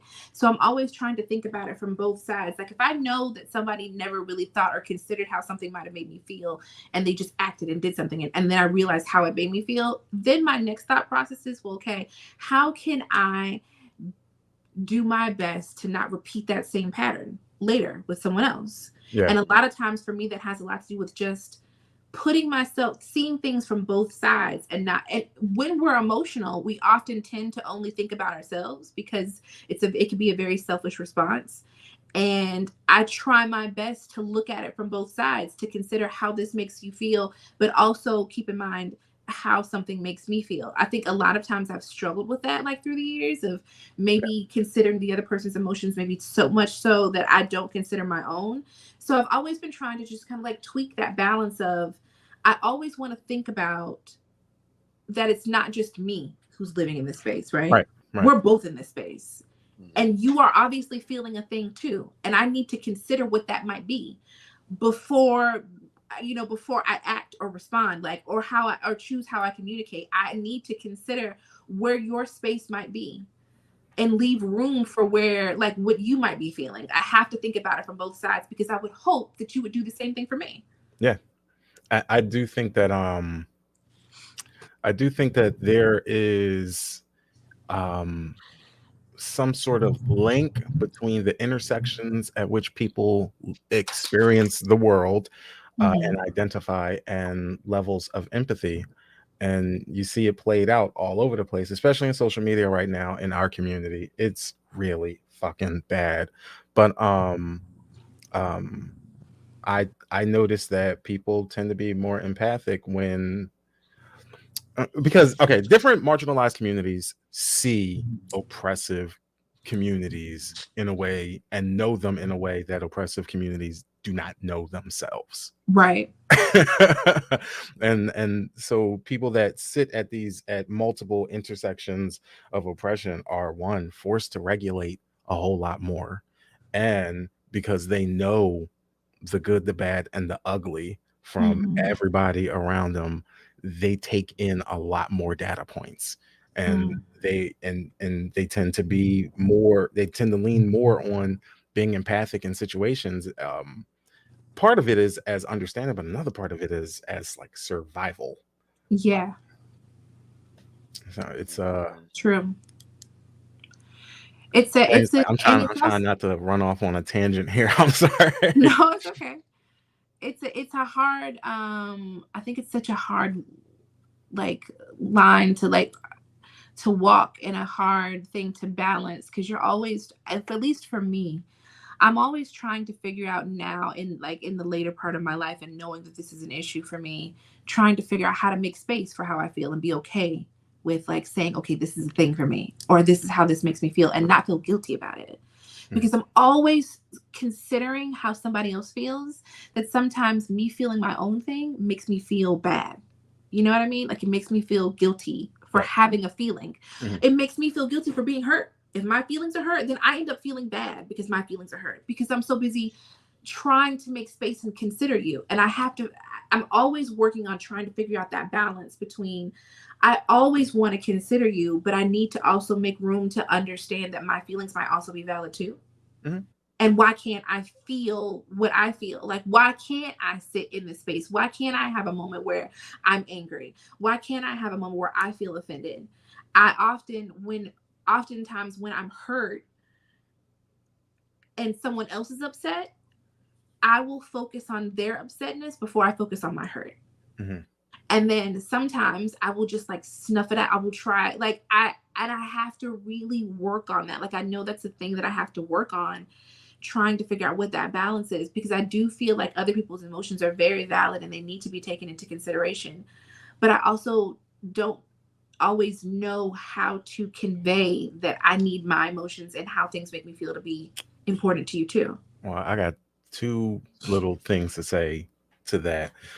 One, if a person does not allow or create or know how to maintain a space for you where your emotions are heard and are understood to be valid, Mm-hmm. fuck 'em.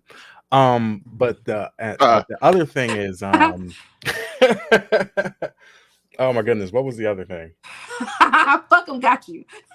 Oh my goodness, I totally just dropped my train of thought. Oh, I'm so sorry. Holy shit. it happens What to was the best of us, good what brother. was the other thing? I cannot remember what I was about to say. It's gonna come back. I'm so sorry. I'm so No, sorry. it's It's okay. gonna come back. Hopefully, listen, I'm gonna tell y'all all of my flaws so that maybe that will help you jog your memory. Look, tonight has obviously been a therapy session for Raquel. We're talking about how I have emotional issues and communicating and being vulnerable. I think another thing that I struggle with sometimes is, if I'm hurt, I will shut down. And not in the sense of like aggressive shutdown. It mean like in the sense of, I can't even express it anymore. I can't talk about it anymore. Like, I don't even know how to communicate it. That's a boundary I have for myself. And that's actually one of the reasons why I don't get into like big arguments. Mhm. One of the boundaries that I have is that I cannot think with a clenched fist. I cannot think I can't. when I'm not emotionally regulating. So I I do can't. not Right. want to carry a conversation. I'd Yeah. rather walk away from it. Understand that I love you. 100%. I will rather walk away from this conversation and then we approach it again when I'm regulated. That's Yeah. something that's a boundary that I have for myself. And if somebody does not respect that, Yeah. we don't need to be together. We don't need to be like, that's it. Yeah. Yeah. I've had to tell That's a people strong that boundary. me walking away is not because I don't respect what you're saying. It's because I can't even think or process, or I don't feel like I can effectively communicate to you Right. why I'm hurt. when I'm in the space. And what I don't want to do is say something that I'm going to regret later, or like speak out of anger or out of the height of the emotion and not really get down to what the root of what it is that's bothering me. Sometimes I have to take a step back, process things. I have to ask my own self questions like, am I being irrational? What was the thing that got me mad? Where did this come from? Like, is it really like something that was I triggered by something? Like, I want to process all those things before we have a conversation, because I don't want to be like, the last thing I want to do is have an empty conversation with you where I'm crying and then just talking and nothing is making sense and you're not getting why something really hurt me. And then later on, when I think about it, I'm like, I didn't even really tell them what the real thing was, like what the real issue was. So if I'm hurt, a lot of times, and some people see that as like as me shutting them out or being dismissive of the issue, but that's not what it's meant to be. It's like, I need a moment to think. Right. I need a moment to process what it is that I feel. Right now I'm hurt, and like I don't want to come at you with anger because I'm hurt. I don't want to come at you defensively because I'm hurt. I want to be able for us to be able to have a conversation, really talk about it, and you understand like where I'm coming from. Yeah. So speaking on that, my previous relationship, that's what happened all the time. Exactly what y'all talking about. Like, Marcus, when I say I understand 1,000,000%, that's what was happening to me. I needed time to sit back and think and not do something. And it was like, she didn't like that. She was like, you need to tell me what it is right now.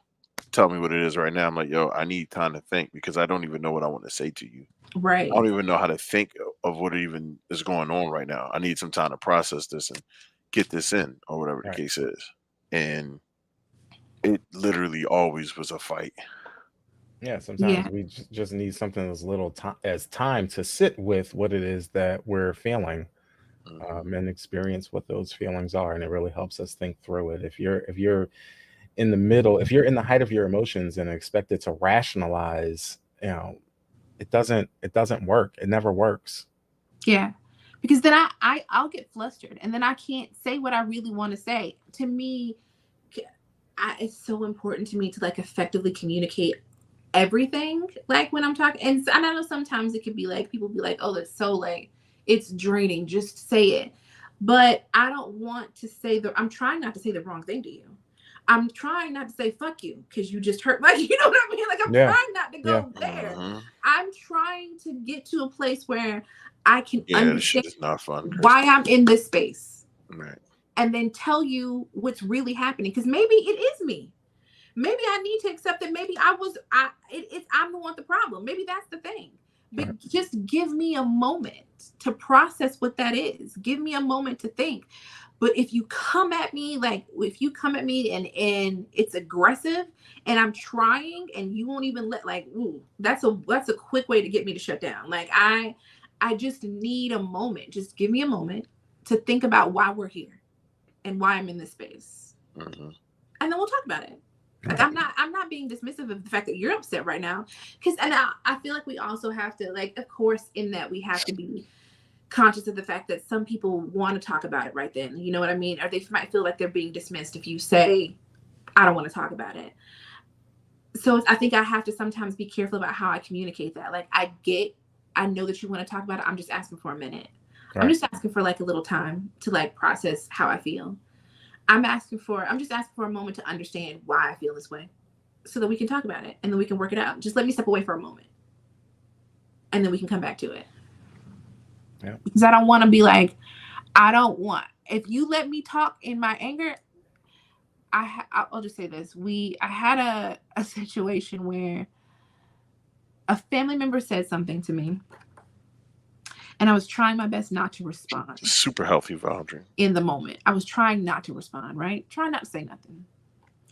And they kept poking and prodding and they were doing it by like throwing insults to try to provoke me. And then they finally said the thing that probably broke the dam and everything came out. they mentioned something about me and my daughter. And all I remember was I got up. She was little. I got up. I picked her up. I put her on my hip. And I said everything that I could think of to say. It wasn't yelling, but when I tell you, I aired out every ugly thought that I had ever thought or felt in that Just moment. spitting. Because you didn't like, I just wanted you to leave me alone. He spitting Yeah, fire. Instead, you were provoked, and then you tried to hit me. Like you were coming at me with jabs, like you were trying, and so you hit me where it hurt the most with my kid. And you said something about me, and so now and it's so funny because I remember I told Lola this when we think about this story now. Lola was so little, and I saw the look on her face, and she was entertained. Like it was just like the smile on her face. I know she didn't know what was happening because she was a baby, but I was like, I don't know what she thought I was doing at the moment because she was like giddy. But I just remember standing there without a break and saying every ugly thing that I had ever thought, and they were hurt at the end of it. Yep. And I remember feeling bad because I was like, this is what I didn't want. Like, I didn't want to give you the raw, everything ugly that I've ever felt. Like, that's what I was trying to avoid by not talking to you. I was trying to not get to this place, but you just kept poking, and then you wanted to hurt my feelings, and then here we are. And now I've said some really ugly stuff to you. I know what my temper can be like. Like, I know when I'm hot that I'm going to tell you everything that I want you to know. And maybe you don't want to hear that stuff. I've told people, you know, when we were pushing up on those boundaries that, hey, like, I am linguistically barbed. Words are important to me. And so, like, if I snap on somebody, I am eviscerating them, and I can do it without cursing. I can do it without like, right. I have had to lay No. into people and just completely What's up? deconstruct them and lay them out on the floor. And Listen, just like, hey, you know, and it changed everything forward. right. And I try so hard not to be that. That's not the person I want to be. I don't want to say hurtful things to a person. You know what? I don't want to be like, I don't want to say all the hurtful stuff just because you hurt me. Right. So just let me be. But he got into a point where they just kept poking and they kept poking and they kept poking. And then it was a thing about my daughter. And then I don't even know. I don't even know if I thought, like, I don't even think I thought it through. I just remember saying, and not, we weren't yelling. I remember standing there in front of them and looking them dead in their eyes and telling them everything that I had ever thought. And it hurt. And I mean, it hurt them. Like, it hurt them. I remember feeling so bad. So I was like, this is not what I wanted to do. Why would, like, I didn't want to get to this place. I'm trying not to be that person. Like, I'm trying not to, like, let my temper and my hurt, like, let me go off and do. So that's a lot of times me stepping back is me just trying to, like, regulate that visceral emotional response to hurt. I'm trying to do my Warren G. Children call such a visceral reaction, and I get it. Like, when I see it in nature, like, as soon as, like, somebody, like, pokes a bear cub, you getting mauled. like I remember that's a code of the damn near the code of the streets. No women and children, even though there's no ethics a lot of the times now. There's no women and children. Well. Oh my God, that's a whole nother conversation. That's what I'm saying. If me and you got problems, I feel that, like, as a demographic, kids are the most failed demographic on the face of the planet, but that's like a whole different discussion. But just like visceral responses to children, like I have a thing, you know, I teach my kids about their bodily autonomy, and so my son has very loose curls, and he used to wear, his hair is much shorter than what it is now, but he used to wear very long, and people just like to touch his hair. And he didn't like it, and he would vocalize it, please don't touch my hair. And if somebody, it happened one time where somebody continued to touch his hair, when I tell you, I saw red in that moment. That, like, my child expressed a boundary and you just crossed. I don't give a fuck if you think that just touching hair is like a little thing. I damn near snapped. Again, this was with a family member. I didn't care. I don't care who that is. But yeah. We've got so many. I feel like I've talked so much. Mike, do you want to go over some of the comments that and we've had people say some really good stuff while I've been blabbing. Apparently this is my therapy session. I apologize. This is not your therapy session. This is a life experience. That's what this is. Right, your emotions don't you let you say it when you don't let you say what you need to say when you're like, and now you're the bad guy. You raising Ramon out this joint now. Now you the Look, machismo. if I'm expressing how someone hurt me and then they try to label me the bad guy, take that gaslight and shit somewhere else. Like, we are not going to be connected after this. Right. There's like, what? No, right. No. If I'm telling you that you hurt me and then you're like, oh, then you turn it around on me. Yeah.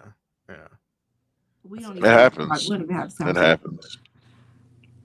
How Mel slide in here, say hey, and now nothing else. She said hey. I think she just was looking through her notifications. Oh shit, they live. Well, like, she had a birthday dinner to go to, so she couldn't pop in. I talked to her earlier in another live. In Landis's podcast live that he was doing, she popped up in there. Raven's been dropping some real gems on us, y'all. Let me see if I can go back through some of them. She's had a lot of really good stuff to say. If I can find it. Oh wait, hold on. Let's start with Stephanie's too. Most usually don't know they lack it. I'm guessing we're talking about emotional intelligence. Yes. Most usually don't know they lack it until it's brought to their attention. Also, emotional intelligence and emotional capacity are two different things. So true. Right. So that's like trying to measure fuel efficiency by the size of the gas tank. Right. I'm a firm believer in you don't have to tell another adult how they made you feel. Even when they aren't 100% sure how they affected you, they know. I think that though, sometimes it's necessary. You know what I mean? I think that sometimes they might think they know how they made you feel, but they might not fully understand it. And sometimes that communication, I think, is important to be like, I don't think you know how this had this effect this had on me. I think sometimes that's important for you to do. Like, we can't always assume how what we said made somebody feel. You know I think I might be getting this wrong by her comment, but I think okay. I took it as nobody's entitled to that information. Nobody's entitled to knowing, based off of like the relationship that you have or the fact that they are the ones that hurt you or whatever. Right. I think though, like, at least for me, if I said something to make you feel a way and I don't understand that what I said made you feel a way, I think it's like, I want you to tell me. You know what I mean? I don't want to keep doing it because you're important, and I want to consider how something I said made you feel. So if I realize that you have that there's something I said bothered you, right? I realize that something you said that you said bothered you, and I'm gonna respect that. But I also kind of would like, and not say that this is contrary to what she's saying. And you can want it. Right. Because they may not give it to me. Right. You're just not entitled to that. So, right. There's so much. People carry a lot of trauma. They that could be one variable, that they've had such a traumatic experience with that in the past. They just do not know how to approach the conversation, or they may not have the language for the emotions or the feelings that they're feeling. They don't know how to express like what exactly hurt them. Yeah. So I get it, because I feel like I struggle with that too. Just in when I think about the fact that there for a long time I didn't even know how to express emotions because I had been taught to snuff them out, to just not. So there was years that things happened and I never processed or dealt with my emotions. And now in later years, I've realized that it has a lot to do with the way I handle things now, or the way some things like induce like fear or panic in me. It's because it's directly related to me not handling certain issues, or me not responding to certain things, or actually like coming to some resolve with things that happened in my life. The way I've handled certain things in my life, because I've always tried to like stifle my feelings and just push. I used to go by this motto: there was no room to cry. And I was living in that time. I was living that out during some of my toughest years, like things that were really hard for me. My thing was, there's no room to cry. We got to pick up and move on. Like, we got stuff to do. We got things to take care of. Like, you don't get to cry. You don't have any time to like have a feeling. You got to fix some stuff. We got to get on the ball. You know what I mean? So in living in that space for such a long period of time, I was not processing or dealing with a lot of emotions that I really probably needed to process and deal with.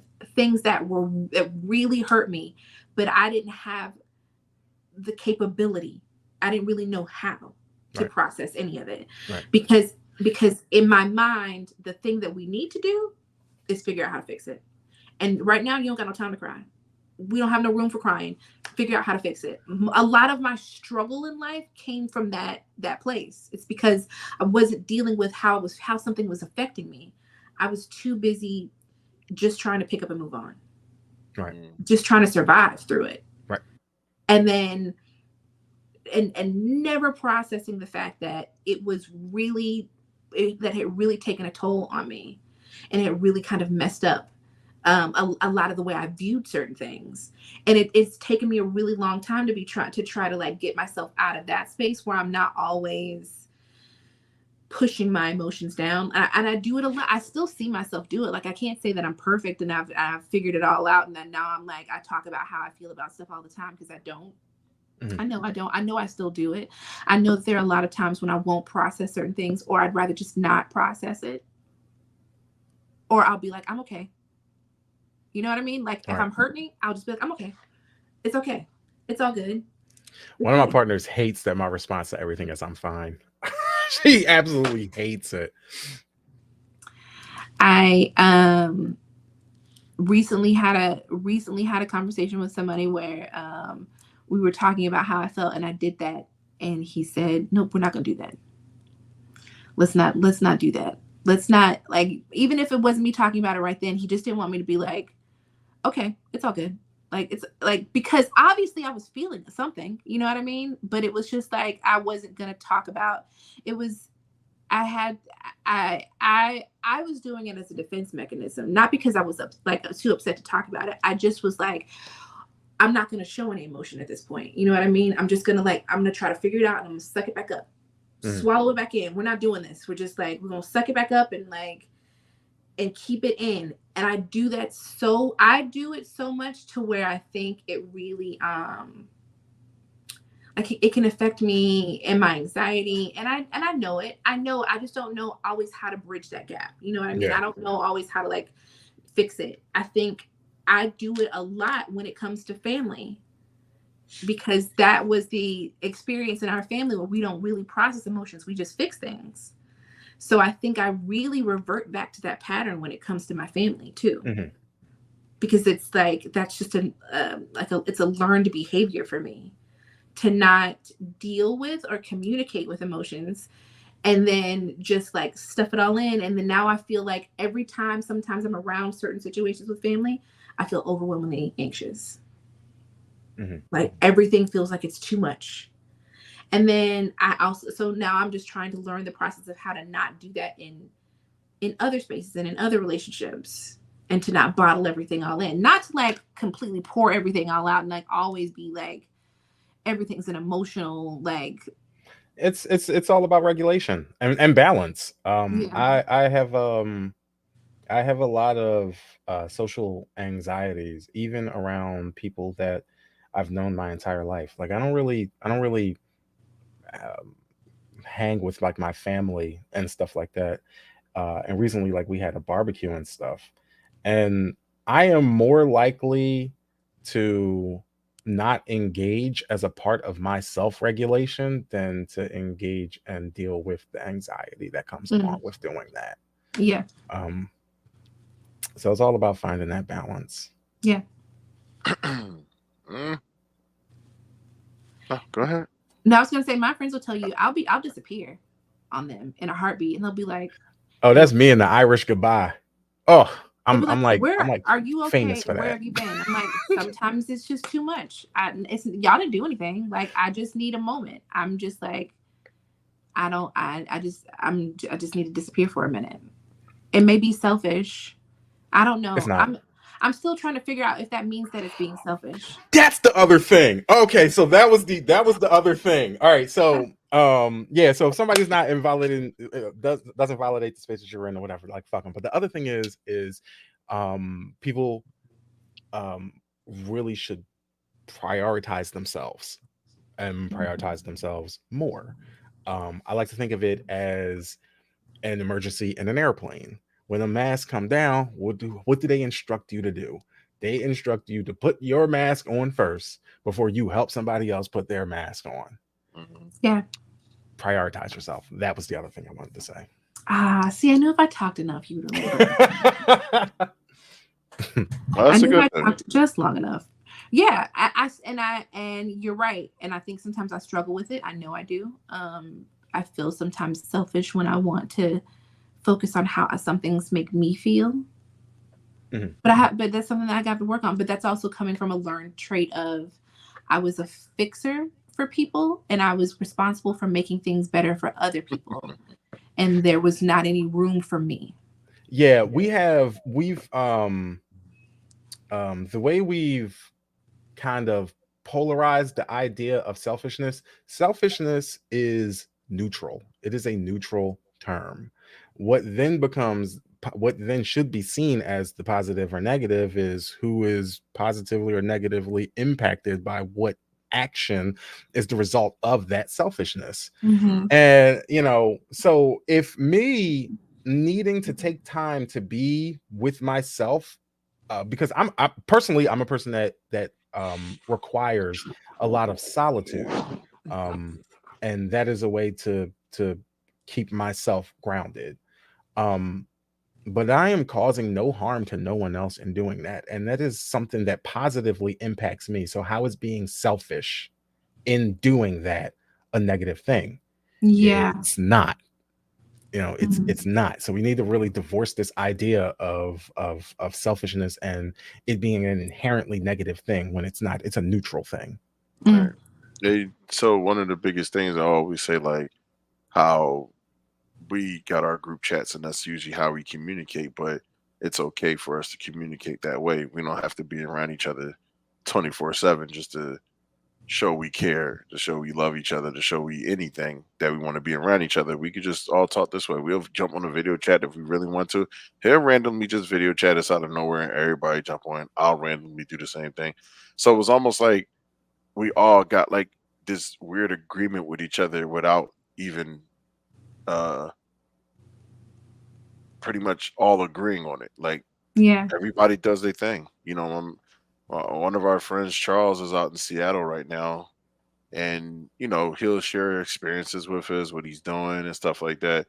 There's not one time since all of us has been growing up have I ever called any of them selfish for anything that they choose to do. You know what I mean? Like Right. anything. Yeah. You know what I mean? We all just, that's why it's like when he speaks on it, I'm not saying it isn't experienced with him because it could be with other people, but I just know where his side is not coming from. That's what I can say. I know Yeah. where it don't come from, and it'll come from a core group of people. So like we don't never look at each other as being selfish because we don't always see each other. If we want to hang out with each other, we'll hit each other up and say, "Yo, what you doing?" It's that easy. Yeah. And he'll say like, "Oh yeah, I got this going on this weekend." Like, all right, cool. We'll just try to link up another time. But for the most part, if I'll be me and busy. him isn't, yeah, if me and him not doing something, we're linking kids together. That's why the whole purpose of us having the weekends the same days we had the kids, that they can see each other and play with each other and hang out with each other.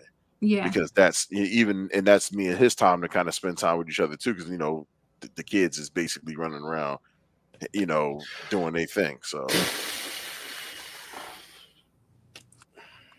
What you want to say? No. I'm thinking about, my brain just ran a line because I was like, damn, I'm busy. And one of my friends just asked for a cuddle date, and I was like, my next available date is November the 10th. Dang. And yeah, I have to book my schedule in 3-month chunks. Yeah. And then I open up the next block in the last month of the 3-month block. So like right now I'm kind of like booking through to November, and then from there it just entered my brain. Like, What's crazy is that most people will see that like what he's talking about right here, and somebody just be like, "Oh yeah, he that boy, he a pimp, he this." It's like, yo, nah, he just telling you his space that he has. I am a whore. It's Okay. And so I have to organize my favorite time thing. around all the connections that I have. It's My just- favorite thing that Mike does when someone does something that is like mildly inappropriate is he'll be like, okay. I did that. You just did it just now. You were like, I oh, didn't okay. even know I did that, yo. I swear I didn't know I did that at all. When I made that, Somebody made else the noticed face- that. when I made the face for that other clip you sent me, you were like, it's okay. Yeah, it's okay. I was like, it's so funny. Like I can see the disappointment, but it was hilarious. Oh my gosh. I didn't know that. You just did it just now. You were like, oh, okay. Is it like a defeated thing? Yeah. You were like, oh, well, here we go. Okay. Okay. No, it just came out of nowhere. Like that joke was it was stern. It was the truth. It was everything it needed to be for you to know where he was going. But No, literally, yeah. I got a book like a PCP. Like I did. I didn't even realize I did that. I'm You sorry. were like, oh, okay. I'm here for it. Hey, look, he telling the damn truth. Like I be trying to be nice about his, but you know, shit happens. Shit happens. You should be like, But anyway. I can pencil you in. oh yeah. The date is tentative. Yep. So we did pencil it in. I love it. Yeah. So I struggle so much with that, like living in my space and being okay with like being like, okay, well, I'm this is my time and listen, it's a struggle and I have to figure this out because I struggle with being able to be like, no, I'm not going to do this because it's not what I want to do right now. Yeah. mhm. The worst at it. I'm the worst at being able to say that's not really what I wanted to do right now. And Oh, thank you. And feeling like it's okay because what I end up Thank doing is feeling like I'm a bad person for saying no. Right. Yep. He on what's the date again, Marcus? What you talking about? That you got your cuddle date. What date is it? November 10th. November, like the 10th or 11th. Oh, okay. So on the 11th of November, the 11th day, he will be getting 30'd. I could be. It's gonna get 30 that day. Oh, thank you, Milan. I appreciate it. I'm glad that you enjoyed this topic. Man, this is a really good topic, and then the fact that we don't have to. You know what I do like about our conversations, because we only got like 4 minutes left. But what I like about our conversations is that we don't. It's so smooth. It's like, what liquor do I like? Not Hennessy. Fuck no. Mm-mm. Hennessy is nail polish remover. Yeah, Is that he shit can still in start a here? car. Is he still in here? Because he will. It can start a car, yo. That shit can start a car. You drink Hennessy, you liable to slap yourself. Like you don't get into a fight with yourself. Hennessy will have you listening to some bullshit all day. No, I was saying like it's so smooth. It's real chill. The people that's still here stayed here. Most people leave. They be like, hey, I'm kind of done with it. They stayed the whole time, and that's the part that I love the most. Like the people just keep that Honey Jack. Hey, Honey Jack. I ain't tried the Honey Jack. You gotta get Honey the Jack's good. Jack. Yeah, Honey Jack's good. not without explanation is healthy, but yes. I don't know what that was that she posted. I can't see it, but Laughing faces, laughing emojis. Oh, okay. But Sorry. you know, our unofficial host, you can always come back anytime that you want, brother. Sometimes we could just be talking about anything, like Batman hanging from the ceiling. You I be like, feeling like Jordan. Whoop. I be feeling like I be getting too deep into stuff because like No, I conversations be appreciate it. mad casual, and I be like, y'all Rabbit are hole. teetering on intersectional analysis that can really be dove into right now, and no one's going there with it. I be sitting there. I've deleted so many comments because like I'm just like I don't want to be that person in the chat. Like it's real chill in here right now. I don't want to be the person to. Yeah, I've deleted. Even tonight, I'm sitting here. I wrote dissertations out, and then I just erased it all. I'm like, nah, this ain't it. It's not. This not the place to have this conversation. Like everybody's like mad chill. No need for me to be talking about like a patriarchal normativity and why men are fucking. No, but we always appreciate it. It's always because it makes Just you I think deleted 4 deeper. comments today. It makes you think a little deeper, and sometimes it can spark like a conversation that you didn't realize needed to be had, or things that needed to be said. Yeah. You know what I If mean? if the conversation start with the bitch word, then yeah, you probably should delete it. Bitch, like Right, like wait a minute. Hold on. Nah, but yeah, listen, if anytime you feel like you want to at least say it and get deeper in there, send me the message. I'll bring you up. You say what you gotta say. Don't matter to me. I feel like a lot of people do these little podcasts and stuff like that, and they have conversations, but do they really know?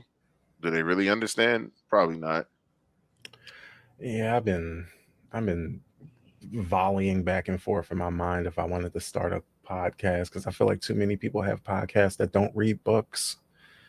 But, great No, idea. definitely Straight up. consider it. Definitely Straight consider up. it, because I feel like every time you come in, people always value your point of view. Mhm. So I'm just Yeah, saying. listen, I I can get to sit in show the off my onesie background. collections. Hey, What? look, yep. And Got then that you can Gengar walk off with on. your butt cheeks out. I do have one that does that. Why are his butt cheeks out? Is that what's happening? I mean, he got the moo moo. Butt cheeks is always out. We got it. My podcast gonna start with the Yam song. That's gonna be the intro, John. Can I get to the yams? And I just slide into view, like hey, what's going on, y'all? Like Keith Sweat after hours and shit. Oh my gosh. I like that, Mark. You should really consider it. I mean, obviously you can do it by yourself. Nah, I'd rather just pop in on here, because I can't see the thing that y'all got that I don't is the discipline to be consistent, and that's not something that's like part of my life. Like you can tell just by my background, I like to indulge. So like having y'all got that. And look, it's not even that. It's just sometimes, but that's why it's always good to have a co-host too, a really good co-host. Yeah, I'll That's be a why good I got co-host. Ellie right here, because she's a great co-host. She's been lighting it up for me, and it's crazy. We feed off each other so well. Yeah. I say it all the time. Like we literally it's almost to the point where it's like I've been knowing her all my life. Like we can have conversations. I'll pull up messages. We'll be talking, doing stuff like just natural. When it's natural, it's the best. Yeah. No, it's been a lot of fun. I've enjoyed all of it.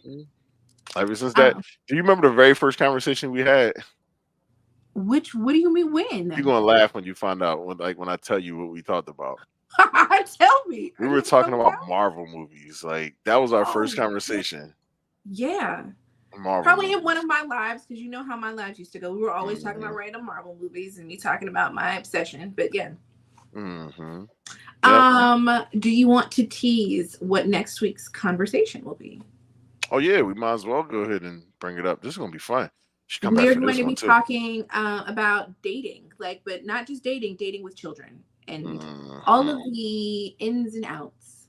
The marriage with children, and dating with children. I can't speak friends with children. I've been married, but all that stuff with children. Friends with children. Trying to hang like literally trying to hang out with him, knowing that we got kids it could be conflicting. Like it could be like. You'd be like, "Oh, what you doing this Friday?" No. I'm saying it could be like it. Let's say I might not have Gabby that particular weekend that you do got the kids. I'm about to say I date with. I got 2 kids. I got two of my partners have 2 kids. Yeah, like I mean, it's a whole different world out there. I know my experience is not aligned with a lot of people, so. It's going to be another therapy session for me, y'all. Just for being. Yeah. Especially, if you date the men's folks. So I know how that can be when it comes to the whole children debate. Yeah. Oh, I want to throw a little set. The dumb shit that I hear about that, I gotta wait till next week to even talk about it. But the dumb shit I hear about that. About what? Just women having children, and how I literally was arguing with guys at my job because they said women that have children are useless. I was like, what the fuck? Yeah, it was that. Yeah, let's say that for next week. I can be angry next week. I just stared at him. I said, "They what?" Oh. Yeah, we're gonna go ahead and leave on that note. So yeah, y'all go ahead and tune in to next week, Marcus. Yeah, niggas ain't shit. We're gonna bounce on that note. We're gonna bounce all the way out there. See y'all next I'm week. I'm about to bunny hop out this business. Bunny hop out this part. Look, comment, delete, comment. She probably worked a damn, like you said, a dissertation. That shit was Right. That shit was this damn long, like the old typewriter joint. Right. Yeah. Hold up, delete that shit. Just let them hands just run. But yes, please come back next week. Man, I ain't never. I typed on that thing twice and fucked up every time. So yeah, I'm never doing a it. manual typewriter. Yeah, I'm gonna say this real quick. I type so fast at work, motherfuckers be like, "Hey, yo, what did you just write in?" I'm like, I just put my password in my leaving thing in it. It's how the fuck you type so fast? Why you a mechanic? Why don't you go do something else? I said, no, I'm gonna just stay here and be a mechanic. I don't want to type on somebody's computers for hours. That's gonna make me bored. We're not going to talk about fast typing. Oh, no. Mind blowing skill. They must be archaic. We're never. Yeah. Not They gonna probably talk got about- jitterbug They like cell this. phones, them big ass keys. The way I get accosted for my typing is ridiculous. Lee, you ever hear them? Go ahead and type on something right now. No, all you I'm hear, not. Mark, all you hear is her nails and she just fucking on keyboards. First of all, I have nails. Okay. Nails be tearing them keyboards up. They be like, "Is that you typing?" She be like, "Yeah." When I tell you, it never fails.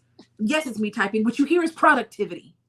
First off, I love. It's a beautiful thing. I love the way keyboards sound, but when people have longer nails, it sounds way more productive because your nails are hitting everything. You don't even have to be pressing anything. It's just like sounds like rain. I type pretty. I type kind of fast, but because my nails are hitting the keys, then they all are like, "What are you typing? A book? Like, what did you like?" No, she typed a whole novel out this thing. Hold on, hey, Mark. Hold on. I'm like, you know who mom? Remember Jonathan's mom? Oh my god, I remember meeting that beautiful woman for first time in my life, and she was staring at me, having a full-blown conversation with me, typing at like 200 words per minute. Yeah, she would write out what people for doctors when they were performing their surgeries and just talking. She like a stenographer without that type of machine, and she would stop typing and you'd still see the words fucking just keep. Oh man, she was so fast. Ocean Instinct before it was all right. I'm out. That just clang, clang, clang. So anytime you type so fast, the words got to catch up to you. That is a and her corrections. You would see it go. Yeah, that's half the battle. Like half of it, you hear me like backspacing, but I will do that. I'll be typing and talking at the same time. And like, well, look, you need to make some ASMR videos because that's my jam. Oh my god, you make some typing videos. Yeah, basic languages. Yo, that's the people that talk like that. Tomorrow, yo, it's oh my god, I never knew that. Hold on, I'm just saying, I never knew that's what that was. I remember looking at this person live, and she be whispering, and she be like, "Yeah, you know." Like, why'd you do this with it though? You can't even repeat what you did. I know it. I did the shit thing. Why was that? I don't know. It was just something. That's what they do in there. She go. You be like, what the fuck is she doing? I was so confused, but I guess that's what that is. So once again, we've been leaving for the past 5 minutes. So Yep. Y'all be safe. Lee probably going to bed. I'm probably going to bed too. So we will. I gotta go to work. Yeah, he got to go to work. I always pass out. He going to K&A tonight. No, I'm playing. Maybe. All right, y'all. Y'all have a good one. Bye, everybody.